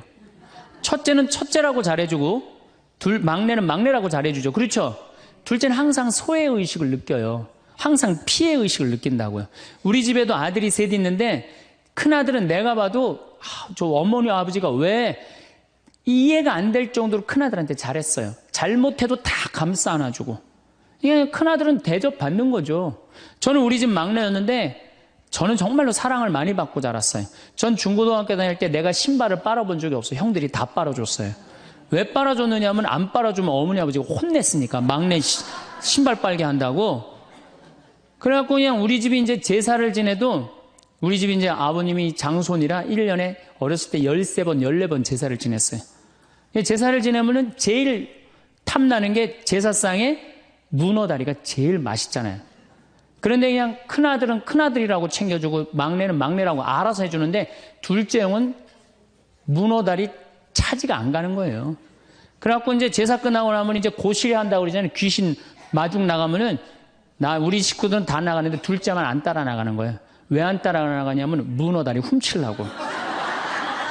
자기가 훔치지 않으면은 자기 챙겨줄 사람 아무도 없잖아요. 우리 둘째 형은 제사가 지나고 1주일이 지나도 2주일이 지나도 문어다리 물고 다녀요. 자기 어디다 감춰놨는지 모르는데. 그래갖고 제가 지금 얼마 전에 한 2년 전인가 설날 집회를 갔어요. 마침 설날은 제사를 지내니까 가갖고 물어봤어요. 아직도 둘째 형 문어다리 훔치느냐고 그랬더니 형하고 누나가 오늘도 문어다리가 없어졌다는 거예요. 그거 훔친 거지.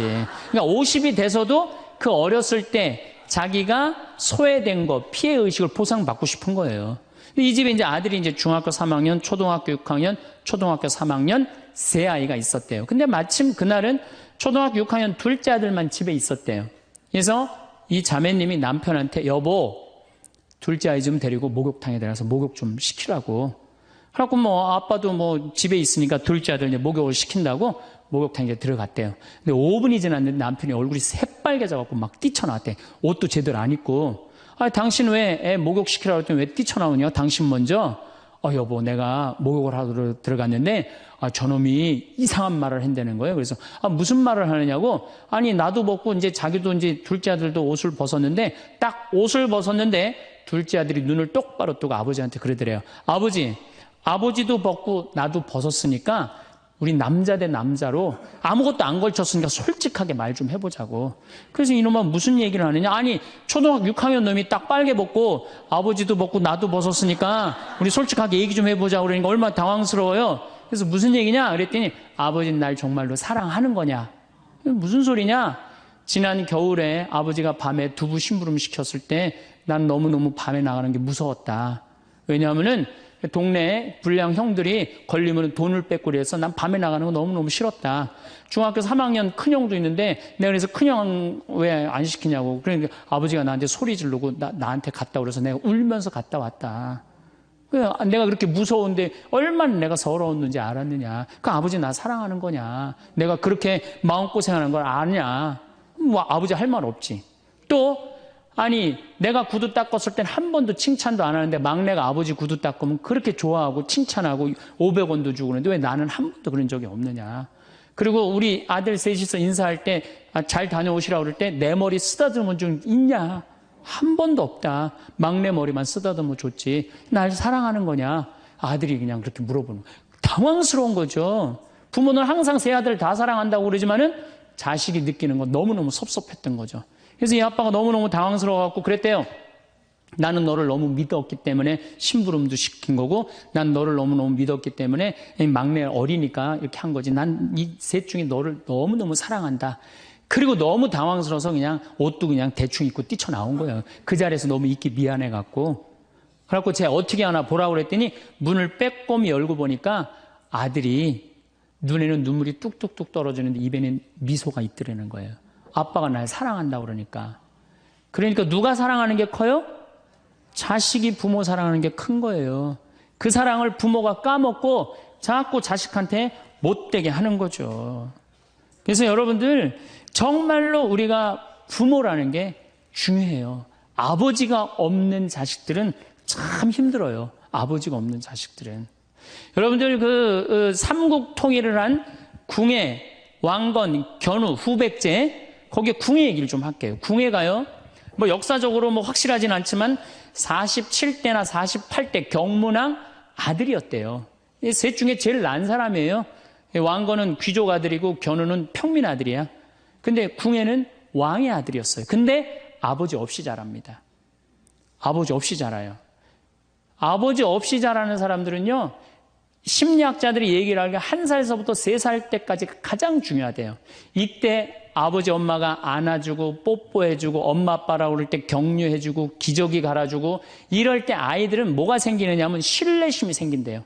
세상은 믿을 만한 데다. 그리고 그냥 아이가 막 걸을 때 옆에서 박수 쳐주고 걸음 뛸 때 그럼 아이들이요 굉장히 심리적으로 안정감을 준다는 거예요. 그런데 이때 아버지가 없는 아이들은 심리적으로 굉장히 불안하다는 거예요. 여러분들 이 아빠가 아이들 이 목마 태워주면은 애들 좋아해요 안 좋아해요? 좋아하죠? 그런데 아빠 키가 1m 70이고 애가 50cm면 2m 20이에요. 그 꼭대기에 올라가고 또 애는 아빠 머리를 잡고 막 깔깔깔 까르르 넘어가지 않아요? 좋아갖고 아빠 머리를 잡고 걔는 무의식 속에 이런 생각을 갖는데요. 세상은 이렇게 높아도 믿을 만한 데다. 이 든든한 아버지가 있으니까. 그런 믿음이 생긴다는 거예요. 그런데 궁예는 그랬던 경험이 한 번도 없었던 거야. 그러니까 나중에는 사람을 의심을 하기 시작하는 거예요. 의심하기 시작하는 거예요. 그래갖고 나중에 관심법이라는 걸 개발해요. 그래갖고 네가 의심하는지 안 의심하는지 내가 안다. 그래갖고 그냥 신하들도 그냥 의심도 안 하는데 너 의심한다고 그러고 죽이고 결국 누구까지 죽여요? 자기 부인하고 아들까지 죽여요. 그리고 마지막으로 쓸쓸한 최후를 맞이해요. 신부님 나는 우리 남편이 일찍 죽어갖고 우리 애들 그냥 혼자 키웠는데 너무 섭섭합니다. 아버지 없이도 훌륭하게 자라는 사람 간혹 있어요. 그게 누구냐면 오바마가 아버지 없이 자라잖아요. 할머니 손에서 얼마나 훌륭해요. 그렇죠? 그러나 일반적으로 보면은 그렇다는 거예요. 아버지가 굉장히 중요한데 근데 슬픈 거는 우리나라는 아버지가 있어도 없는 것 같아요. 아버지가 있어도. 애는 학원 다니냐고 그냥 정신 팔려가고 아버지는 돈 번다고 해갖고 서로 사랑을 쌀 시간이 없는 거. 서로 사랑을 쌀 시간. 그런데 이 아버지와 끈이 굉장히 기가 막힌 분이 한 분 계세요. 아버지와 자식 사랑이 아주 두터운 분이 한 분 계세요. 그분이 누구냐면 바로 예수님이에요. 예수님처럼 아버지와 사랑이 깊은 사람이 없어요.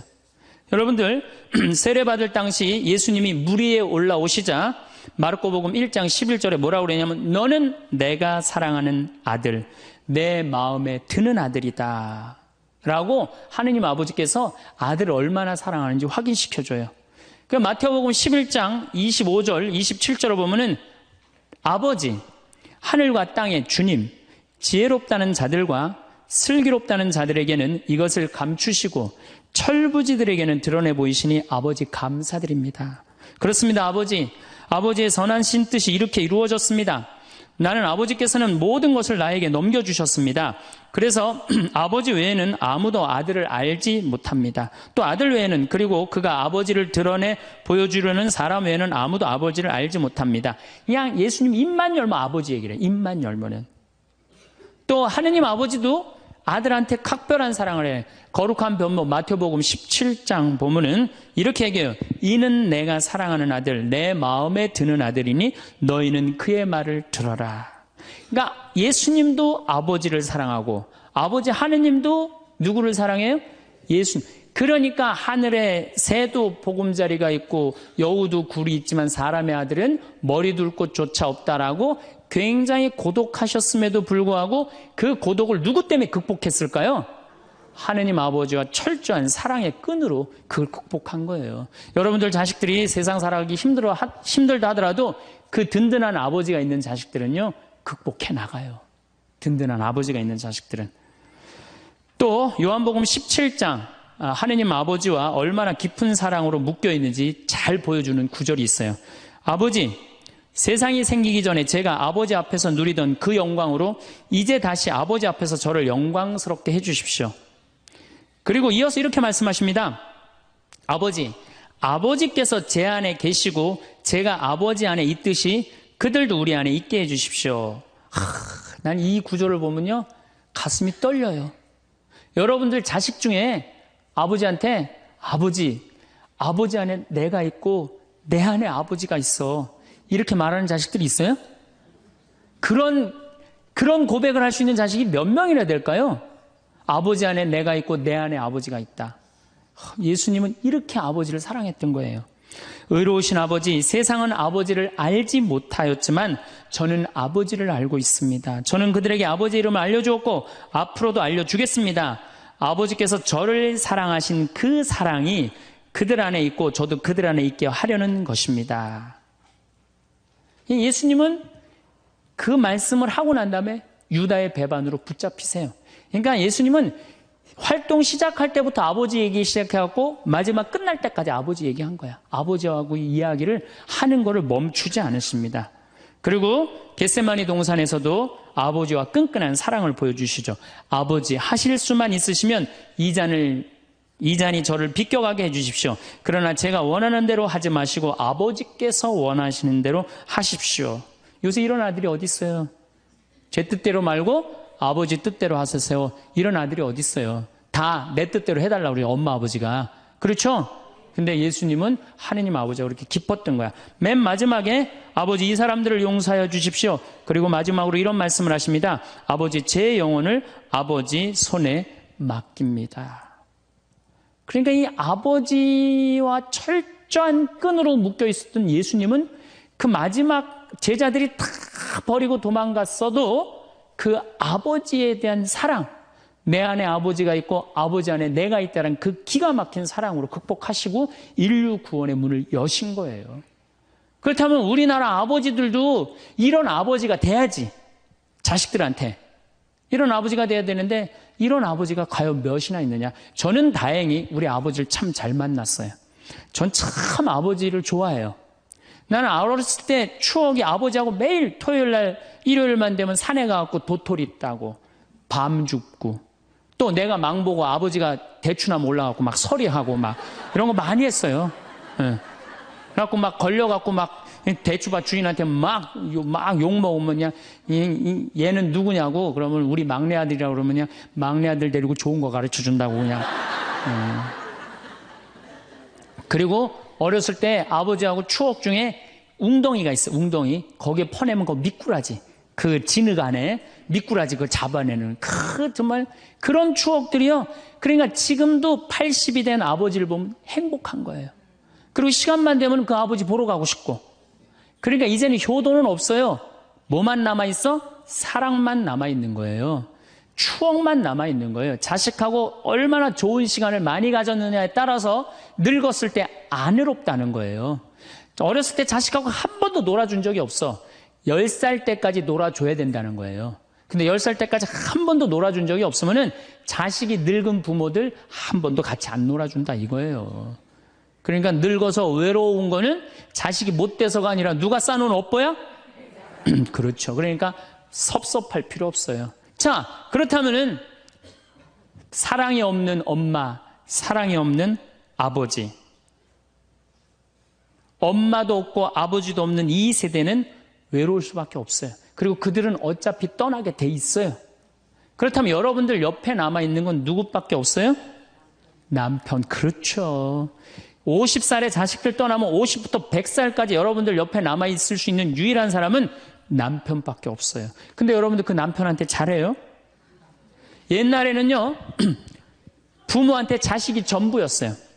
왜 옛날에는 부모한테 자식이 전부였느냐면 20살에 결혼해갖고 내가 40살이 되면은 자식이 20살이 돼요. 그러면은 되게 50살까지 밖에 못 살았어요. 그럼 자식이 몇 년 효도하면 되냐면 10년만 효도하면 돼요. 그러면 알아서 죽어줘 주니까. 그러니까 옛날엔 자식이 부모한테 애절해서 안 애절했어요? 애절했어요. 그리고 20살 먹은 아들이 왜 50살 먹은 부모한테 죽지 말라고 왜 그렇게 손가락 깨물어서 입에 단지해주고 허벅지 살 잘라갖고 울며 불며 죽지 말라고 그랬을까요? 20살 된 이 아들은 동생이 17살, 14살, 11살, 8살, 5살, 2살 동생이 줄줄이 있는 거야. 근데 엄마 아빠가 지금 죽으면 이거 누가 키워야 돼? 자기가 키워야 되니까 죽지 말라고 그러는 거예요. 죽어도 이거 누구까지 다 키우고 죽어? 막내까지 키우고 죽어라 이거야. 근데 만약에 우리 엄마 아버지가 막내까지 다 키웠다? 그러면 엄마 아버지 나이가 60이 되는 거예요. 그래서 60까지 산 부모한테 너무 고맙다고 차려준 잔치가 환갑잔치예요. 근데 이 환갑진갑 다 받아먹고 갈 생각을 해요, 안 해요? 안 하잖아요. 이게 큰 문제예요. 그러니까 자식이 모시다가 지치는 거예요. 그러니까 부모 60, 70부터는요 부모 관심 없어요. 그러면은 50 넘어서는 누가 옆에 있어요? 남편밖에 없어요. 여러분들 지금 우리나라 100살 이상이 몇 명이냐면 2,500명이에요. 100살 이상이. 90세 이상이 몇 명이냐면 9만 명이에요. 80세 이상은 몇 명이냐면 80만 명이에요. 70세 이상은 몇 명이냐면 240만 명이에요. 그러니까 이제 안 죽어. 안 죽어요. 여기 죄송하지만 60세 넘으신 분들 손 들어보세요. 손 들어 괜찮아요. 이게 문제라는 거예요, 이게. 자식은 이미 떠나 있고 50 넘었고 60 넘어갖고는 누가 옆에 있어요? 남편밖에 없어요. 그러면은 자식한테 잘해야 됩니까? 남편한테 잘해야 됩니까? 남편한테 잘해야 돼요. 우리나라는요, 안사람, 바깥사람 제도가 있어요. 그래갖고 안사람은 집에서 애 놓다 죽고 바깥사람 바깥에서 돈 벌다 죽었어요. 근데 이게 의술이 좋고 영양이 좋고 고생을 안 하다 보니까 바깥사람이 50이 넘어도 안 죽는 거야. 안 죽어갖고 직장에서 쫓겨나갖고 집안에 들어와서 안사람이 돼버려요. 딱 안방에 이제 들어앉아 있는 거죠. 예. 근데 집안에 들어와갖고 부인 일을 도와주면 좋은데 도와줘요, 안 도와줘요? 안 도와주고 그냥 할 일 없으니까 마누라 하는 일 챙겨내, 안 챙겨내요? 챙겨내죠? 이게 미치는 거지, 그때부터. 젊었을 때는 맛있는 거 차려놓고 여보 일찍 들어와. 그래도 생전 안 들어오더니 이제 50 넘어서면 굳이 집에 안 들어와도 되는데 때 따라 철 따라 집에 들어오네. 그러니까 여러분들이 자식들 품에 안하고 키울 때는 외로운지 몰라요. 그렇죠? 그래서 자식 떠나고 나면은 체인징 파트너를 해요. 이쁜 자식은 떠나고 쭈글쭈글한 남편이 돌아오는 거야. 그런데 50부터 110살까지 살려면은 젊었을 때 같이 여행 다니는 추억도 있어야 되고 젊었을 때 사랑도 쌓여 있어야지 50 넘어갔고 100살까지 있고 추억 먹고 살 거 아니에요. 근데 그런 추억이 하나도 없어. 그 50 넘어갖고 와갖고 그냥 잔소리만 하고 그냥 그러면은 그 남편이 싫은 거예요. 그러니까 서로 한 집에 살지만은 각방 따로 쓰고 외롭게 사는 거죠. 그래도 여러분들은 괜찮아요. 여러분들은, 우리 신부들은요 진짜 불쌍해요. 생각을 해봐요. 20살에 신학교 들어갔어요. 그래서 30에 신부 돼요. 그래갖고 옛날엔 75세 은퇴였어요. 75세 은퇴? 75세는 그래도 괜찮았어요. 은퇴하고 그냥 거의 바로 이제 세상 떠나시니까 요즘 70세로 은퇴가 내려왔어요. 그리고 이제 65세로 내린대요. 65세 은퇴해도 된다. 이렇게 내린대. 왜? 서울교구 우리 보좌 신부님들 뭐 10년, 12년, 13년 하잖아요. 그러니까 빨리 은퇴할 사람 빨리 하고 보좌들 빨리 본당 내보내야 되니까 빨리 은퇴해라 이거야. 그러면은 65세부터 은퇴해갖고 우리 부관장 신부는 110살까지 산단 말이야. 그러면은 20살에 신학교 들어가고 65세까지 45년 혼자 살아. 그래갖고 65세 은퇴하고 110살까지 또 혼자 살아. 45년, 90년 혼자 사는 거야.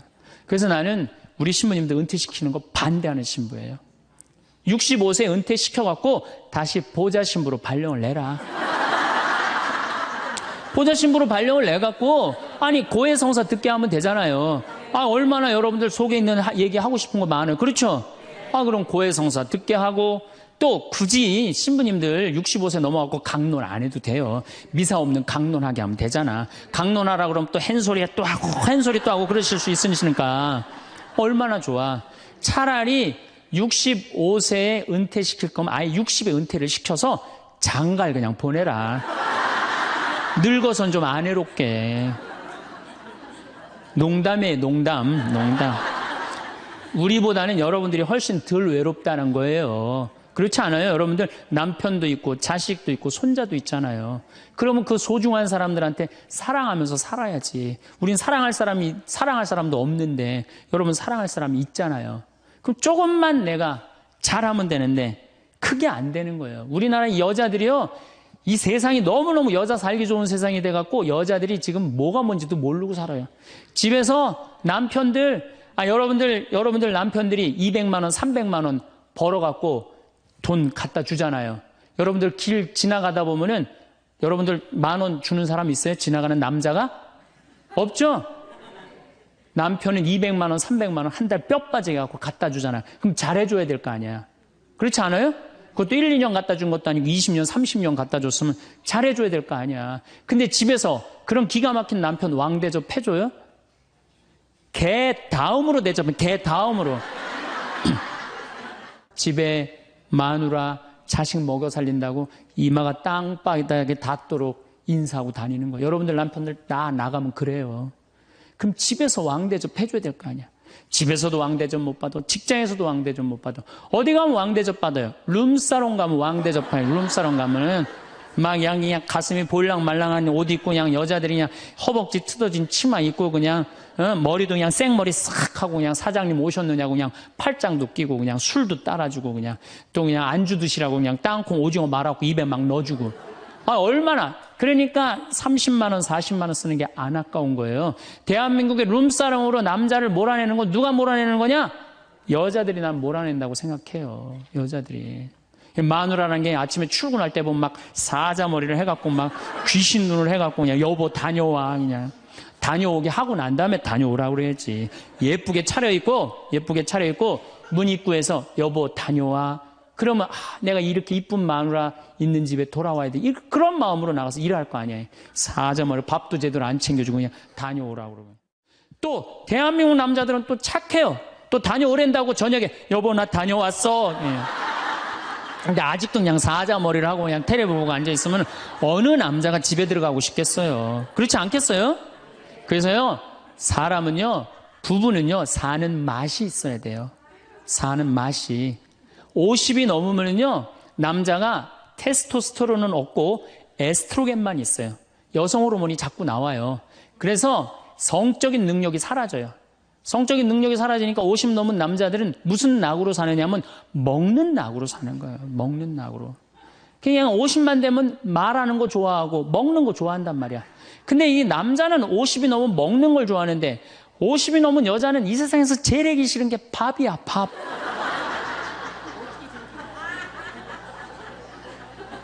그러니까 그냥 둘이 사는데 왜 김치찌개를 끓여도 한솥 끓여. 그냥 하기 싫으니까 귀찮으니까 한솥 끓여갖고 그냥 다음날 아침에 그냥 그거 졸여갖고 아침상에 올려놓고 그냥 저녁엔 또 오늘같이 하루 피정하고 저녁에 이제 여보 나 저녁 집에 가서 먹을게 그러면 또 그거 볶아갖고 저녁상에 또 올려놓고 좀 회도 떠갖고 예? 여기 가깝잖아요. 회시장 가갖고 우럭 회 맛있잖아요. 매운탕도 떠갖고 소주도 한 병 사고 그래갖고 그냥 허벅지 틀어진 치마 이브닝 드레스도 하나 딱 입고 저녁에 남편 들어오면 여보 이거 내가 한 거야 딱 술 따라주면 남자가 얼마나 살맛이 나요. 사는 맛 나지 않겠어요? 네, 좀 신선로도 좀 해갖고 탁 하고 짜장면도 좀 만들어주고 베트남 국수도 좀 해서 주고 요즘 뭐 또 순대 또 그냥 유명한 데 많잖아요. 전화하면 택배로 다 보내주잖아요. 순대도 탁 썰어갖고 그냥 간 썰어갖고 그냥 소주 한 잔 탁 하고 신부님 무슨 돈으로 그런 걸 합니까? 애 휴학시키고 자식은 무슨 자식이야. 지금 누구밖에 없어요? 부부밖에 없어요. 애 휴학시키고 그렇게 하세요. 신부님 난 휴학시킬 자식이 없는데 집 잡혀요. 나이 드신 분들은 은행에 가고 집 잡혀갖고 다 쓰세요. 자식 물려줄 생각하지 말고. 네. 그래야지 사는 맛으로 사는 거 아니에요. 그리고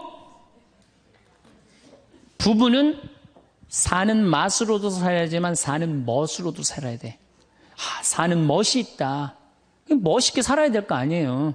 근데 나는 제일 가슴 아픈 우리 자매님들이 어떤 분들이냐면은 자기를 꾸미지 않는 분들이에요. 이쁘게 좀 이쁜 옷도 사 입고 그래야 되는데 생전 자기가 무슨 군인이야?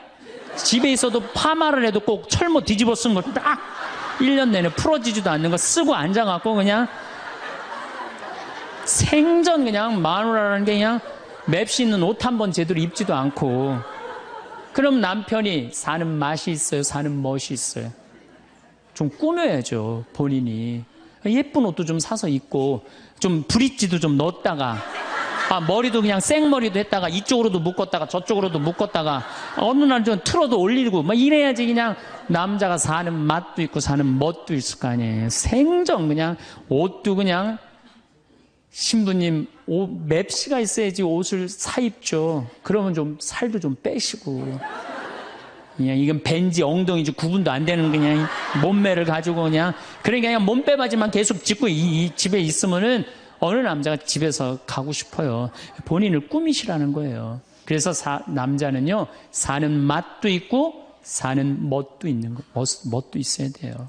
그래서 예쁜 옷 남편도 좀 꾸며주고 남편도 좀 나비 넥타이도 좀 하고 남자가 50이 넘으면요 제가 지난 미국에 한번 강의를 갔는데 너무 멋있는 부부를 봤어요. 남편이 한 60쯤 돼 보이는데 식사를 같이 하려고 그러는데 남편이 살짝 머리가 벗겨졌더라고요. 근데 부인이 사각모를 탁 차에 하더라고요. 남편을 바깥에서 만났는데 딱 했는데 부인이 여보 이거 써 탁 씌워주는데 너무 멋있더라고요. 여러분들 앞 백화점에 가갖고 남편 좀 사각모도 좀 멋있는 거 좀 중절모도 멋있는 거 사서 탁 씌우면 얼마나 좋아. 그렇지 않아요? 옷도 이제 50이 넘으면요 단색을 입어야 돼요. 노란색을 입든지 초록색을 입든지 아니면 빨간색을 입든지 그래야지 좀 젊어 보이는데 이거는 그냥 김치국물 떨어져도 안 보이는 체크무늬 사서 입혀갖고 그냥 1년 내내 빨아주지도 않고 그냥 맛도 없고 멋도 없는 거죠. 그래서 좀 무슨 돈으로 애 휴학시키고 자식은 무슨 자식이에요. 여러분들 이제 50이 넘어가갖고요. 여러분들의 유일한 동반자는 누구밖에 없다? 남편밖에 없다. 그럼 남편한테 잘해줘야죠. 50이 넘으면 또 남자들도 문제는 문제예요. 이 남자는 50이 넘어가면 친구가 없어져요. 오로지 방에만 있는 거 집에만. 근데 여자는 바뀌어 또 성격이 바뀌고 50이 넘으면 친구가 너무 많아. 그냥 맨날 만나러 나가야 되는데 그냥 이 남자고 여자고 이게 서로 힘든 거죠. 또 그냥 50, 60 넘은 남자들은 씻지도 않아. 그냥 냄새 나고 그냥 이러니까 그냥 남편 옆에 가까이 가기도 싫은 거죠.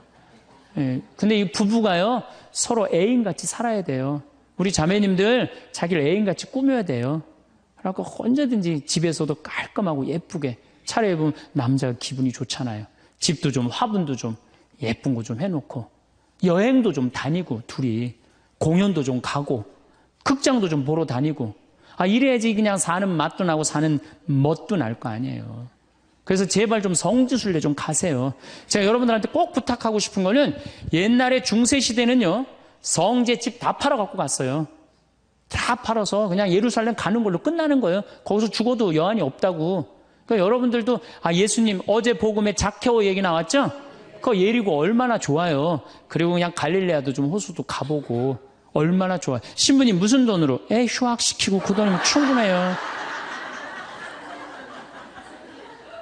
한번 갔다 오면은요, 신앙이 틀려지거든요. 성주순례도 가고. 제가 지난 9월인가 작년 9월에 성주순례를 한 40분 하고 갔다 왔는데 어떤 형제님이 70 먹은 형제님이 기가 막힌 말씀을 하시더라고요. 무슨 말씀을 하시냐면은 내 강의를 듣고 집을 잡혀서 왔대요. 근데 가만히 생각을 해보니까 집은 은행에 잡히면 대출을 해준대요. 은행에 잡히면 대출해주잖아요. 근데 나이는 대출해주는 데가 아무 데도 없대요. 여러분들 누가 나이 대출해줘? 한 살이라도 더 먹기 전에 다리에 힘 풀리기 전에 갔다 오셔요. 그리고 내가 성주순례를 가면은 너무 행복해하는 거 자매님들이. 그래갖고 나는 은혜 받아갖고 성제 갖고 그냥 성령을 충만히 받아갖고 10일 동안 저렇게 행복하고 그냥 은총에 그냥 가득한 줄 알았더니 12일 동안 밥을 안 하잖아. 밥을.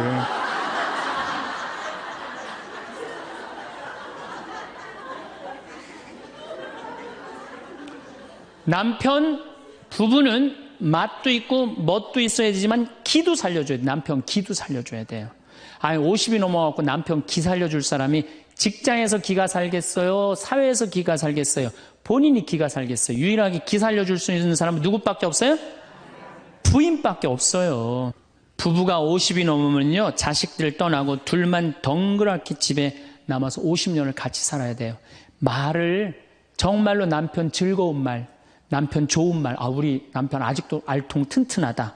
우리 남편 아직도 어깨가 그냥 대유평 평야 같다. 이런 말 해주는 게 중요한 거예요.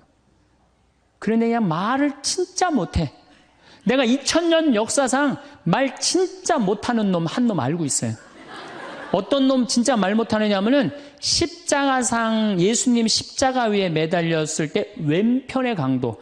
진짜 말 못하는 놈이에요, 그 놈. 이제 십자가 매달렸어. 너무 아파.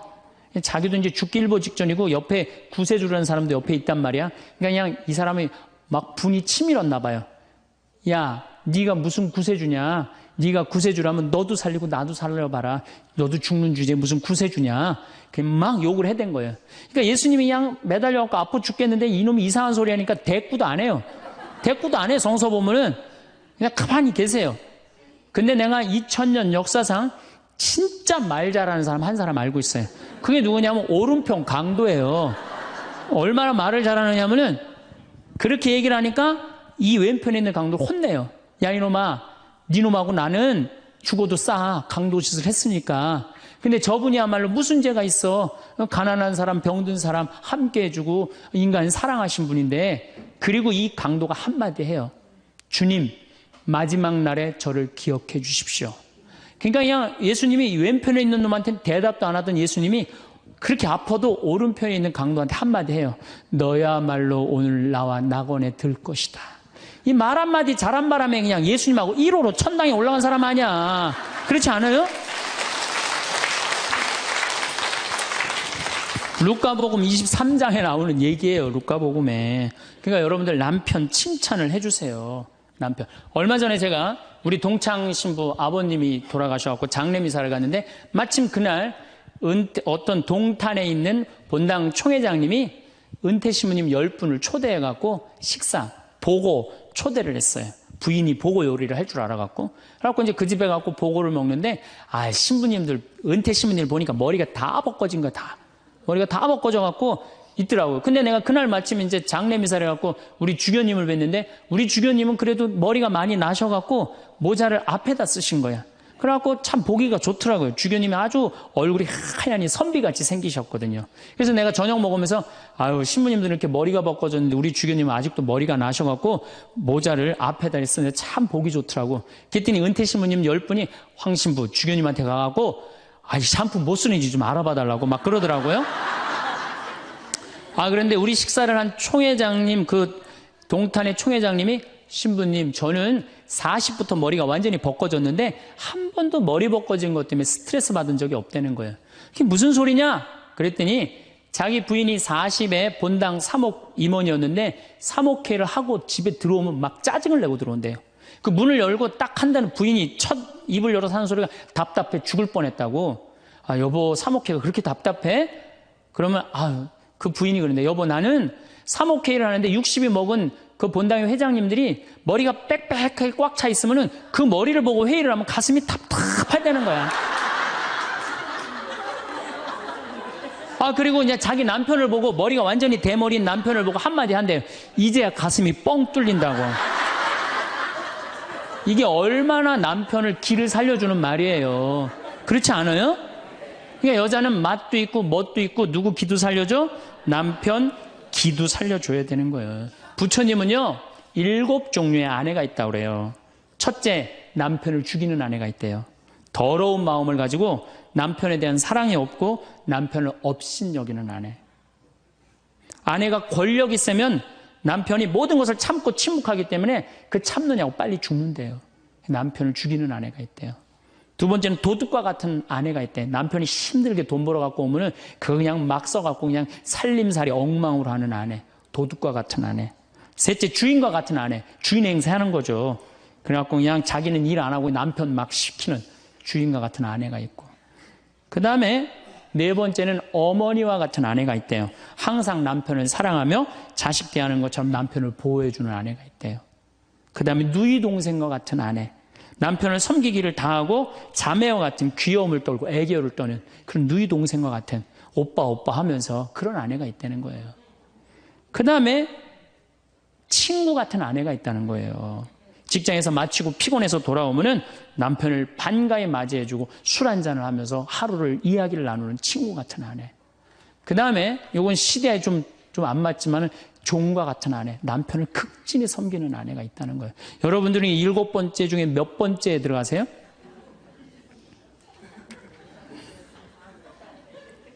아무것도 아니에요? 이 7번째 아무것도 아니면 큰일인데. 근데 우리나라 남자들도 문제예요. 사실은 이 부인한테 참 잘해야 되거든요. 자기 믿고 따라온 사람이 얼마나 귀하게 해야 돼. 근데 우리나라 남자들 참 부인한테 말 못해요. 정말 이쁘다고 말 한마디 해주면 얼마나 좋아. 여자는요 1년 365일 365가지 방법으로 이쁘다는 소리를 듣고 싶어 한대요. 오늘같이 이렇게 태양이 찬란한 날은 여보 저 찬란한 태양처럼 당신 오늘 너무 이뻐. 그리고 비가 촉촉하게 오면 여보 당신 촉촉한 비처럼 이뻐. 어떤 방법을 써서라도 이쁘다는 말하면 여자는 행복하다는 거예요. 그리고 요리를 해주면 맛있다고 먹으면은 김치찌개 이렇게 맛있는 김치찌개 먹을 수 있는 사람은 세상은 나 하나밖에 없다고. 이렇게 정말로 이런 말을 해줘야 되는데 생전 뭐 맛있다 맛없다 그런 말 안 하면은 여자가 밥할 맛 나겠어요? 안 나죠? 그럼요. 그리고 한 30년 밥 얻어먹었으면 이제 설거지는 해야지.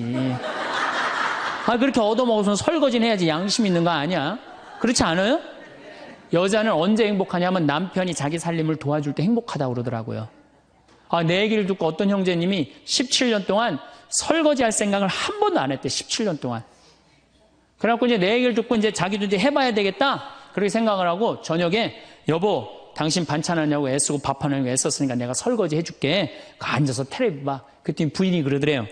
2번 청소하게 하지 설거지하게 하지 말고 그냥 가만히 있으라고 그러더래요.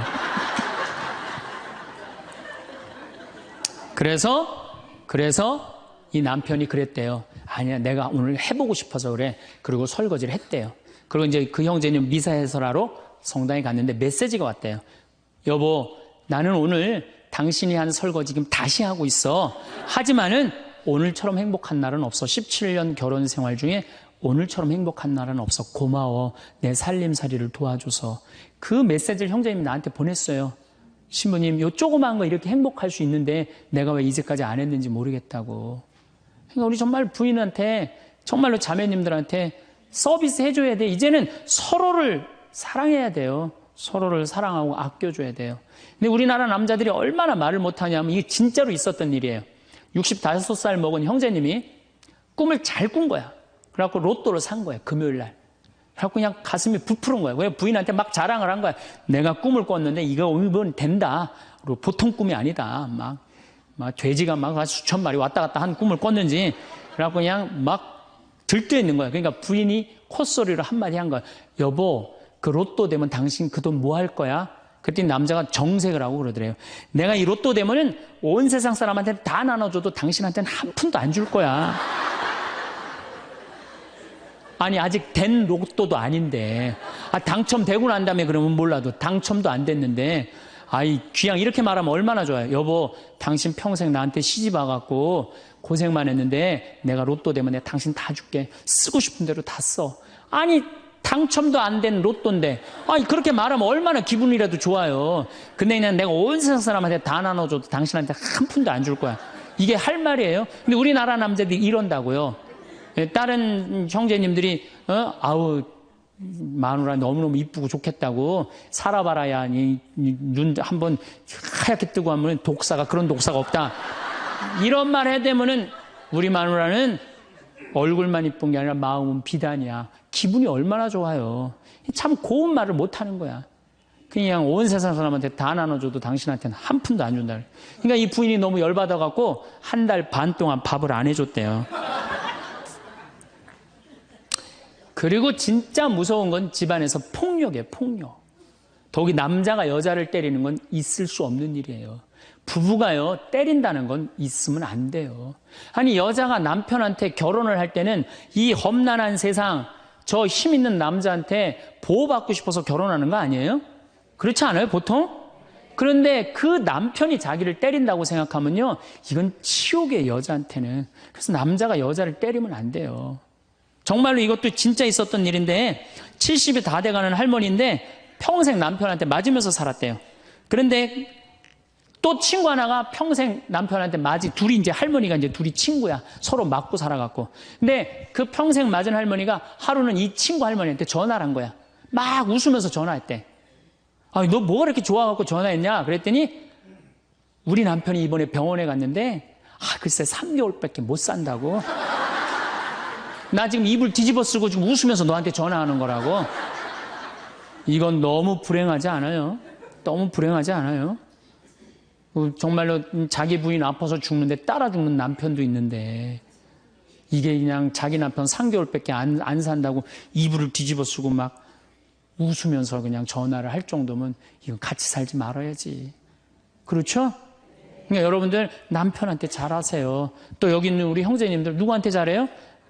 그래도 나이 먹어갖고요. 여러분들 지금 신부님 난 도저히 우리 남편하고 못 살 거예요. 지금 바꿔봐야 거기서 거기에요. 지금 바꿔봐야.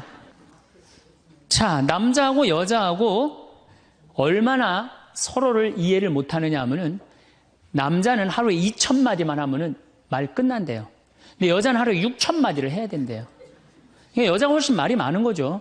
남자는 직장에 갔다 오면 할 말 끝난 거예요. 집에 할 말이 아무것도 없는 2,000마디 이미 다 했는데 할 말.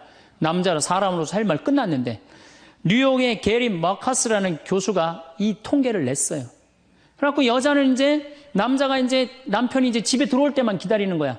이웃집 아줌마 얘기도 하고 싶고 본당 신부 욕도 하고 싶고 막 그래갖고 기다리고 있는데 남편이 들어와서 여보, 그 집 남편은 그렇게 힘들게 돈을 버는데 여자는 맨날 찜질방 다니고 그냥 링크코트 입고 다니고 정신 나간 여자라고. 그럼 남편은 할 얘기가 없는 거야. 쓸데없는 소리 하지 말고 밥이나 내놓으라고. 그럼 여자는 미치는 거예요. 진짜 괜찮은 남자들은 어떤 남자들이냐면은 그래 여보?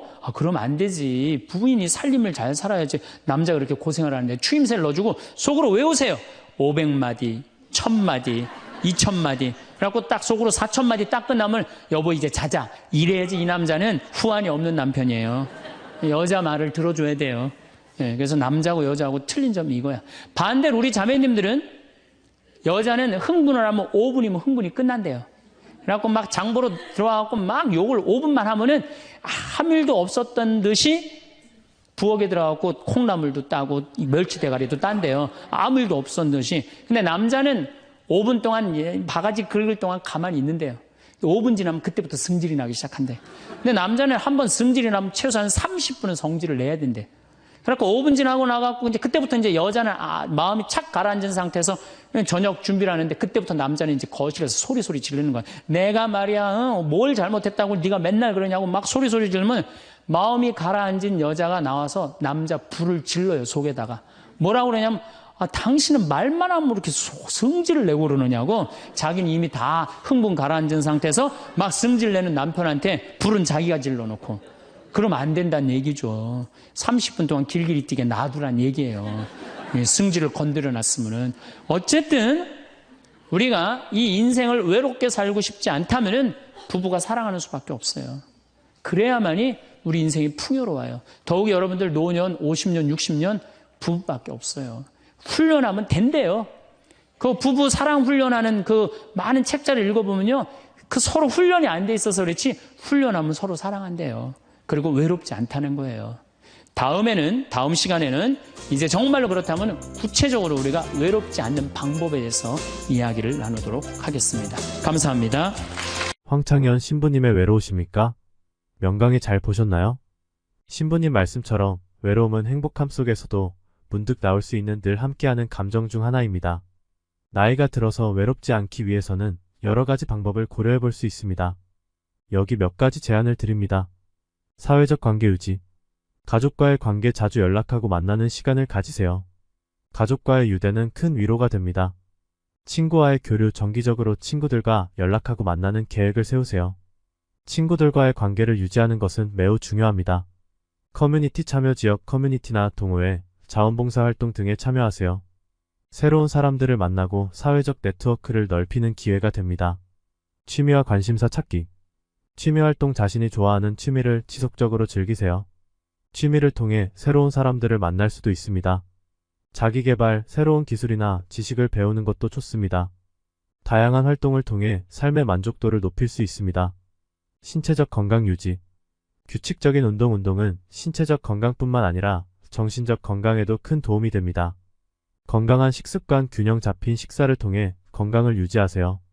건강한 몸은 외로움을 극복하는 데 큰 도움이 됩니다. 정신적 건강관리. 긍정적인 태도 유지, 긍정적인 마음가짐을 가지려고 노력하세요. 명상이나 요가 등을 통해 마음을 안정시키는 것도 좋습니다. 전문가의 도움 필요하다면 상담사나 심리치료사의 도움을 받는 것도 고려해보세요. 전문가의 도움을 받는 것은 전혀 부끄러운 일이 아닙니다. 목표 설정과 도전. 단기 및 장기 목표 설정, 삶의 목표를 설정하고 이를 향해 나아가는 것은 매우 중요합니다. 목표를 설정하면 삶의 활력이 생깁니다. 새로운 도전, 새로운 것을 시도해보세요. 새로운 경험은 삶의 활기를 불어넣어줍니다. 연결 유지. 디지털 기술 활용, 인터넷과 소셜미디어를 활용해 사람들과의 연결을 유지하세요. 디지털 기술을 통해 멀리 있는 사람들과도 쉽게 소통할 수 있습니다. 온라인 커뮤니티, 자신이 관심 있는 주제나 활동에 대해 온라인 커뮤니티에 참여하세요. 같은 관심사를 가진 사람들과의 교류는 외로움을 줄이는 데 도움이 됩니다. 이러한 방법들을 통해 나이가 들어서도 외롭지 않게 지낼 수 있습니다. 중요한 것은 자신을 사랑하고 지속적으로 새로운 것을 시도하며 사회적 관계를 유지하는 것입니다. 건강과 평안이 함께. 감사합니다. 그런 혼자 있는 걸 두려워하면 어떻게 하겠어요? 우리 인간은 어차피 혼자인데, 어차피 혼자 살아가는 존재고, 거기서 내가 고독을 즐길 줄 알고 고독을 통해서 새로운 에너지를 얻을 수 있는 그런 훈련이 돼야 된다는 거죠. 그래서 여러분들도 이 세상에 결국 나 혼자라는 생각 들 때, 그때가 여러분들이 성장할 수 있는 좋은 시간이에요. 인간은 어차피 외롭거든요. 그 외로움을 잘 극복해가는 게 인간이 성숙해가는 거예요. 예, 이제 우리가 인간으로 태어난 이상 외로울 수밖에 없다 얘기를 했습니다. 누구나 다 외로워요. 여기 계신 분들 중에 안 외로우신 분은 한 분도 없어요. 근데 자기가 지금 외로운 사실을 깨닫지 못하면 그게 병이 되는 거예요. 그 외로움을 치유를 해야 되거든요. 근데 우리가 외로움은 결국은 어디서 오느냐? 결국은 식구, 가족이 해체됐기 때문에, 가정이 해체됐기 때문에 외로움이 있는 거예요. 아니 그냥 엄마, 아빠, 자식, 아들, 딸들이 서로 사랑한다면은 외로울 게 뭐 있어요. 그래서 이제는 정말로 사랑 충만한 엄마, 아버지, 하느님 아버지가 예수님을 사랑하고 예수님은 하느님 아버지를 사랑해서 인류 구원을 이루었듯이 우리들도 정말로 아버지가 잃었던 자리를 찾아와야 돼요. 자식들도 정말로 부모를 사랑하고. 그렇다면 이제는 오늘 이 시간은 그러면 외로움을 극복할 수 있는 구체적인 방법에 대해서 말씀을 드리도록 하겠습니다. 첫 번째, 우리가 사람한테 기대했다가 배신당하는 경우 많습니다. 그렇죠? 그리고 우리가 외로울 때 누구 앞에 나서야 되느냐? 역시 하느님 앞에 가야 돼요. 예수님, 아까 잠깐 노래하는데 나 너희를 떠나지도 않으리라, 나 너희를 버리지도 않으리라. 그 노래 하셨죠? 네, 정말로 예수님은 나를 떠나지도 않고 버리지도 않아요.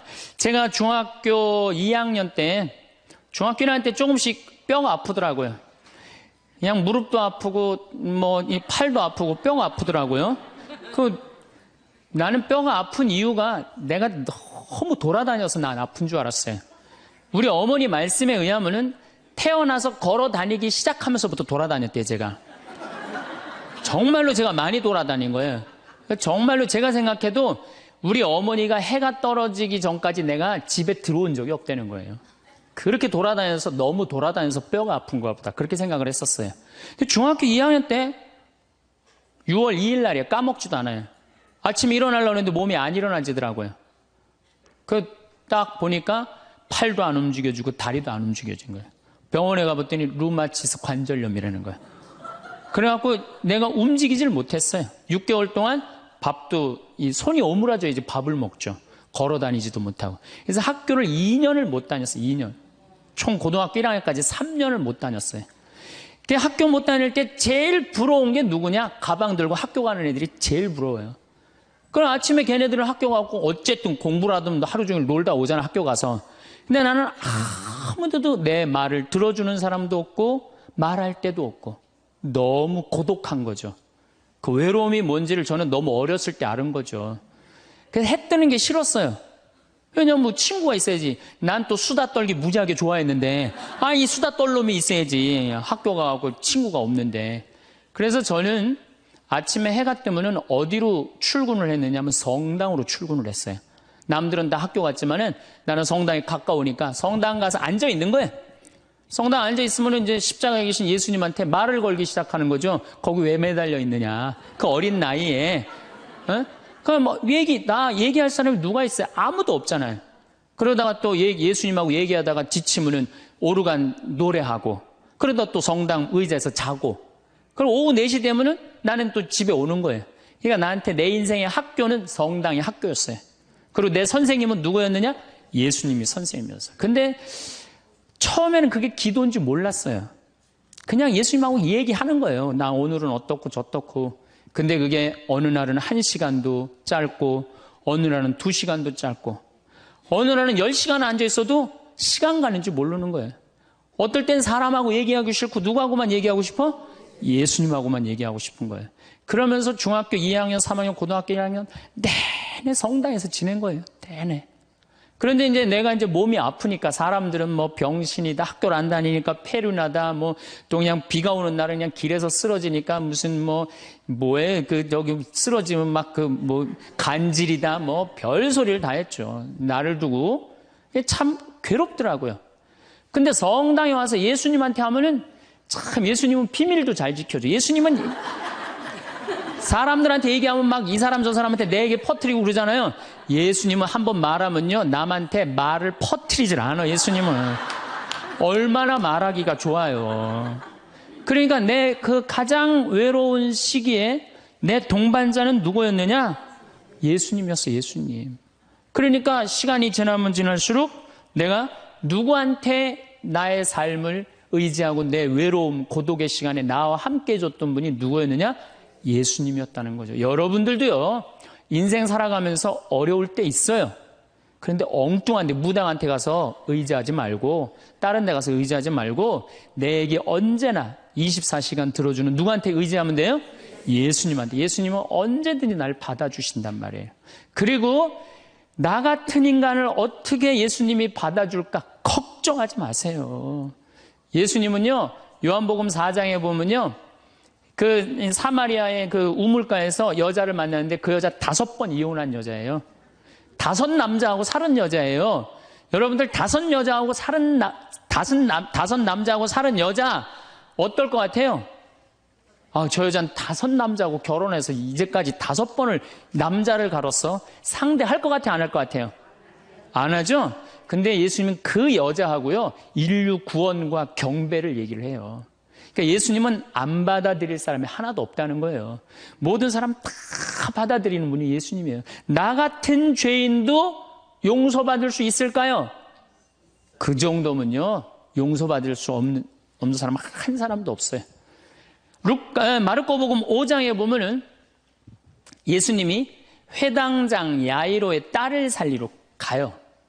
근데 당시 유대에서 회당장이라고 그러면은 종교, 교육, 예배, 재판권을 다 가지고 있는 사람이에요. 회당장은 대단한 권한을 가지고 있는 사람이야. 근데 그 딸이 막 죽으려고 그래. 근데 예수님은요, 성서에 보면 어린 나이한테 꼼짝 못 하시는 분이 예수님이에요. 참 어린 나이 좋아하세요. 근데 어린아이가 죽으려고 그러니까 예수님 바삐 가고 있었어요. 예수님 막 사람들 막 끌려 주위에 많은데 그냥 그 딸을 살리러 간단 말이야. 그런데 예수님이 바삐 가는데 한 여자가 있었어요.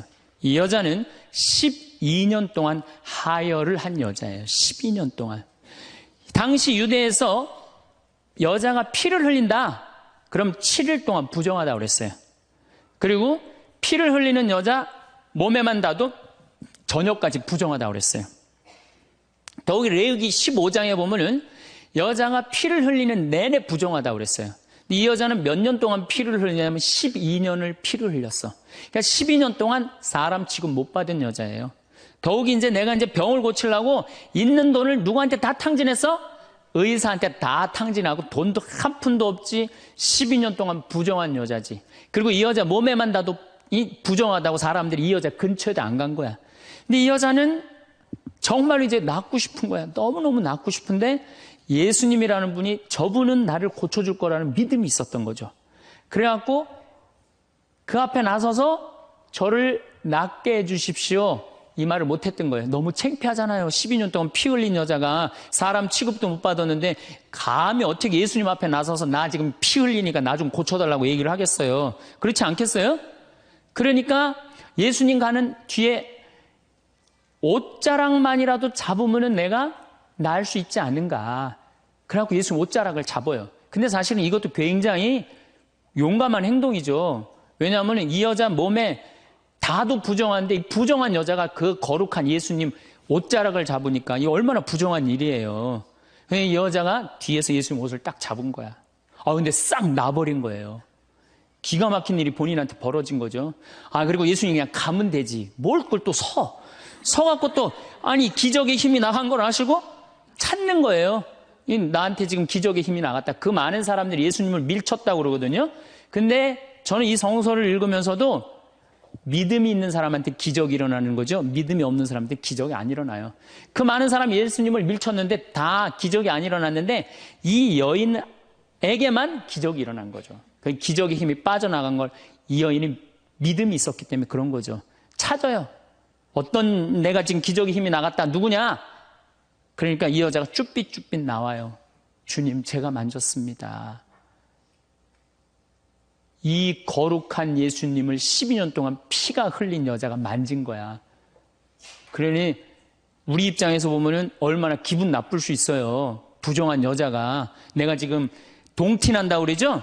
회당장 딸을 살리러 가는데 그냥 12년 동안 피 흘린 여자가 그냥 옷을 만졌으니 얼마나 이게. 그래갖고 그냥 혼이 날 줄 알고 이 여자는 두려운 얼굴로 그냥 예수님 앞에 겨우 나섰어. 근데 예수님이요, 한마디 해요. 딸아. 이 여자는요, 그 말 한마디예요. 예수님 옷자락 만져서 자기 몸이 낫고 예수님의 딸아 이 한마디로 그동안 12년 동안 무시당하고 소외당했던 마음의 병 싹 난 거예요.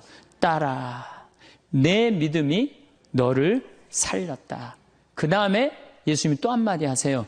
평안히 가거라.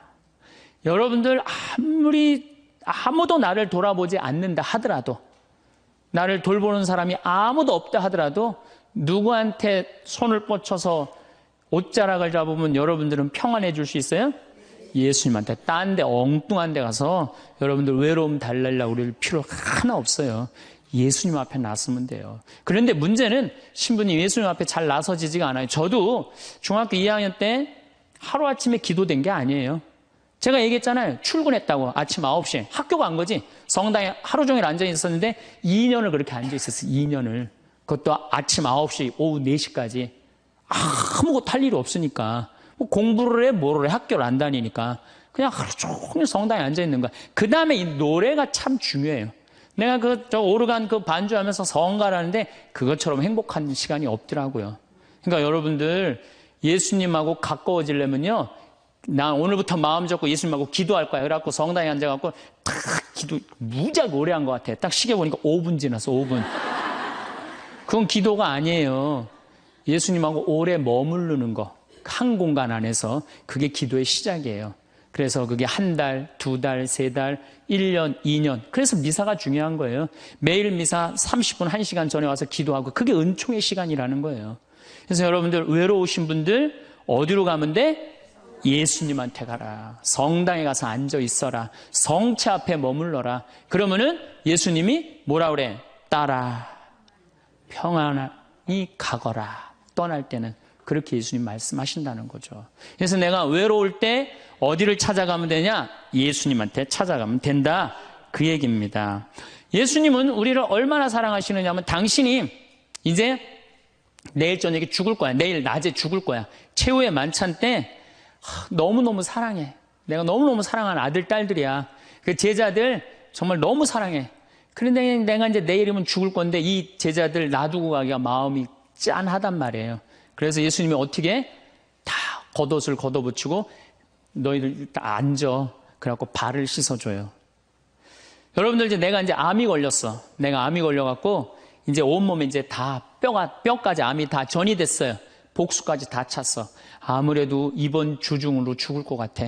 내가 남편, 자식 놔두고 이제 떠날 것 같아. 근데 내가 너무 사랑해. 너무 사랑하는데 이 내 사랑의 정포를 나눠주고 가고 싶단 말이야. 그래갖고 하루는 따뜻한 물을 받아갖고 소파에 전부 앉아. 암이 걸린 내가 소파에 전부 앉아. 그리고 남편 발을 닦아주면서 나 당신 이렇게 사랑해. 나 잊지 말아줘. 아이들 발 닦아주면서 나 너희들 너무너무 사랑한다. 나를 잊지 말아줘라. 이렇게 닦아주고 죽을 수 있는 사람이 몇 명이나 될까요? 지금 나 죽기 바빠 죽겠는데 다른 사람 신경 쓸 수 있어요? 그렇죠? 근데 예수님은 우리를 그렇게까지 배려를 해주시는 거예요. 그렇게까지. 내가 너희의 발을 씻어줬듯이 너희도 서로 발을 씻어줘라. 서로 사랑하라는 얘기죠. 그런 예수님을 여러분들은 믿고 있는 거예요. 어디 가서 위로를 찾으려고 그래요? 위로가 찾을 때는 우리는 감실 안에 계신 예수님, 성체 안에 계신 예수님을 만나면은 여러분들 이 세상 모든 사람들이 나를 버려도 여러분들은 외롭지 않다. 네, 그래요. 자, 그리고 이제 두 번째로는 내가 외롭기 싫으면은 두 번째는 친구를 잘 둬라. 친구. 이게 100년 살다 보면은요, 자식 어쩔 수 없을 때 있어요. 자식은 이거 바꿀 수 있는 게 아니잖아요. 그렇죠? 자식은 천륜이야. 뭐, 어떻게 자식. 근데 내가 할머니들 강의에 자식 어떻게 낳느냐고 그러니까 밑으로 낳다고 그래, 밑으로. 밑으로 놓은 자식을 어떻게 바꿔, 밑으로 놓은 자식을.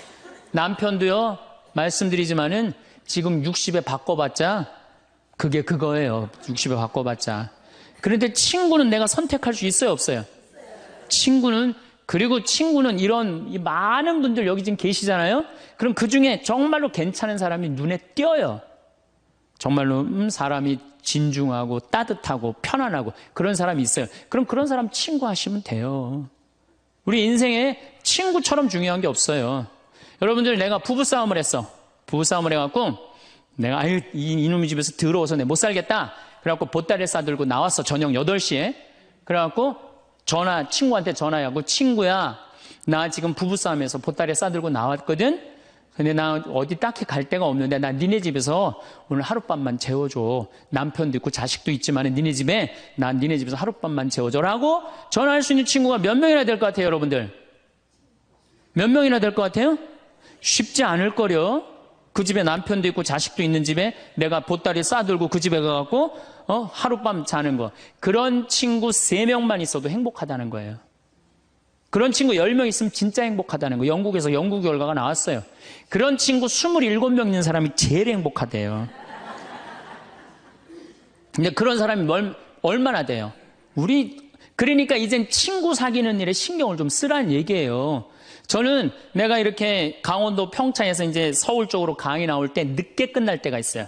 그럼 나는 내 동창 신부 집에 가서 자요. 그럼 참 고마운 게 동창 신부 집에 가면 동창 신부가 자기 안방을 내줘요. 너 여기서 자라고. 아니야. 나는 뭐 자고 갈 건데. 그러면은 그 동창 신부가 뭐라 그러냐면은 너는 멀리 강의 다니니까 편안하게 자. 나는 맨날 여기서 자니까 마루에서 자도 돼. 그리고 자기 안방을 내주는 내 그런 친구들을 보면은 난 너무너무 행복한 거. 그런 친구가 있는 게.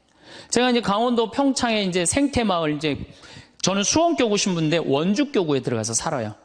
뭐 우리 주교님 그냥 또 신부들이 누가 거길 가느냐 반대 많이 했어요. 근데 작년에 우리 생태마을에 25,000명이 왔어요. 굉장히 많이 와요. 그리고 이제 지금 내가 이제 황토 찜질방도 이제 해놔고 이제 더 많이 올 거야, 이제. 우리 생태마을에. 그러면은 여러 주교님들이 그래요. 황신부 어떻게 하길래 거기 그렇게 많은 사람들이 피정으로 오느냐. 누구 때문에 그러냐 하면 친구 때문에 그래요. 우리 수원교구 신부님들이 400명이나 돼요, 400명. 그러면 저는 가을만 되면 내가 농사 짓잖아. 우리 된장, 우리 콩으로 내가 매주 직접 띄워갖고 콩, 된장 맛있는 거 떴으면 다 보내줘요. 400명한테. 그리고 김치 담아갖고 다 보내줘요. 택배로. 다 보내줘요. 내가 농사진 김치다. 맛있게 먹어라. 올해는 청국장 가루 다 한 통씩 보내줘요. 신부님들한테. 사나이가 갑바가 있어야지 말이지. 그리고 내가 이렇게 편지해갖고 다 보내줘요. 그래갖고 매년 내가 농사 짓는 그 결과물을 내 사랑하는 동료 신부님들 400명한테 다 보내준단 말이에요. 그러면은 1월달, 2월달에 이제 주일학교 선생님들이 신부님, 올여름에 우리 주일학교 여름 피정 어디로 보낼까요? 평창. 우리 노인대학 1박 2일 수학여행 어디로 보낼까요? 평창. 나한테 얻어먹은 게 얼만데. 친구는요, 기브 앤드 테이크예요. 여러분들 정말로 저 사람이 괜찮으면요, 여러분들 뭔가를 선물을 하셔야 돼. 시간도 선물하고. 그렇죠? 그 다음에 내가 소중한 거 있으면 선물하고. 그런 게 중요해요. 그 집에 만약에 초상이 났으면 가서 도와주고. 그래야지 친구를 얻는 거죠. 더욱이 친구 중에 내 영혼에 도움이 될 수 있는 영적 지도자. 그 요새 멘토라고 그러죠? 멘토. 그런 멘토를 정해놓는 거 필요해요. 나는 우리 교구에 몇몇 내 멘토 형들이 있어요. 난 답답하고 그럴 때 그 형들한테 내 속 얘기하면은 참 얘기를 잘해줘요. 그래서 그 형들하고 얘기하는 게 너무너무 좋아요. 난 그래서 얘기해. 당신 내 멘토라고. 이 세상에 혼자 잘난 사람은 하나도 없어요. 그러니까 여러분들 또 내가 당신 내 정신적인 지도자로 삼았으면 좋겠다. 영적인 스승으로 삼았으면 좋겠다. 그러면 거절하는 사람 없어요. 만약에 거절하면 그 자격 없는 사람이고. 아, 그래? 내가 부족하지만 네 인생의 멘토가 돼줄게. 이러면 우리 인생이 풍요로워지는 거예요. 여러분들 이 스킨스쿠버 바다에 들어가는 거 아시죠? 제가 그 스킨스쿠버라는데 바다에 들어갈 때 절대 혼자 들어가지 못하게 해요. 바디라고 짝이 들어가요, 짝. 왜냐하면은 바다에 들어가려면은 호흡기 껴야 되죠. 그 다음에 안경 껴야 되죠. 그 다음에 BC 자켓 입죠. 산소호흡기 이거 뒤에 저 공기통 매달고 들어가죠. 바다에 들어가면 아무것도 안 보여요. 그러고 혹시 낚싯바늘에 걸리면요 죽어요. 그런데 짝이 따라 들어가면요 칼을 차고 들어가서 낚싯바늘 걸리면 탁 끊어주면 금방 살아요. 우리 인생이라는 이 험한 세상을 살아가면서 내가 낚싯바늘에 걸려 있을 수 있잖아요. 그렇죠? 근데 그걸 누가 쉽게 봐줘요? 친구가 쉽게 봐줘요. 그런 친구를 우리는 사귀어야 된다는 거예요. 그래서 여러분 그런 친구 얼마나 있어요?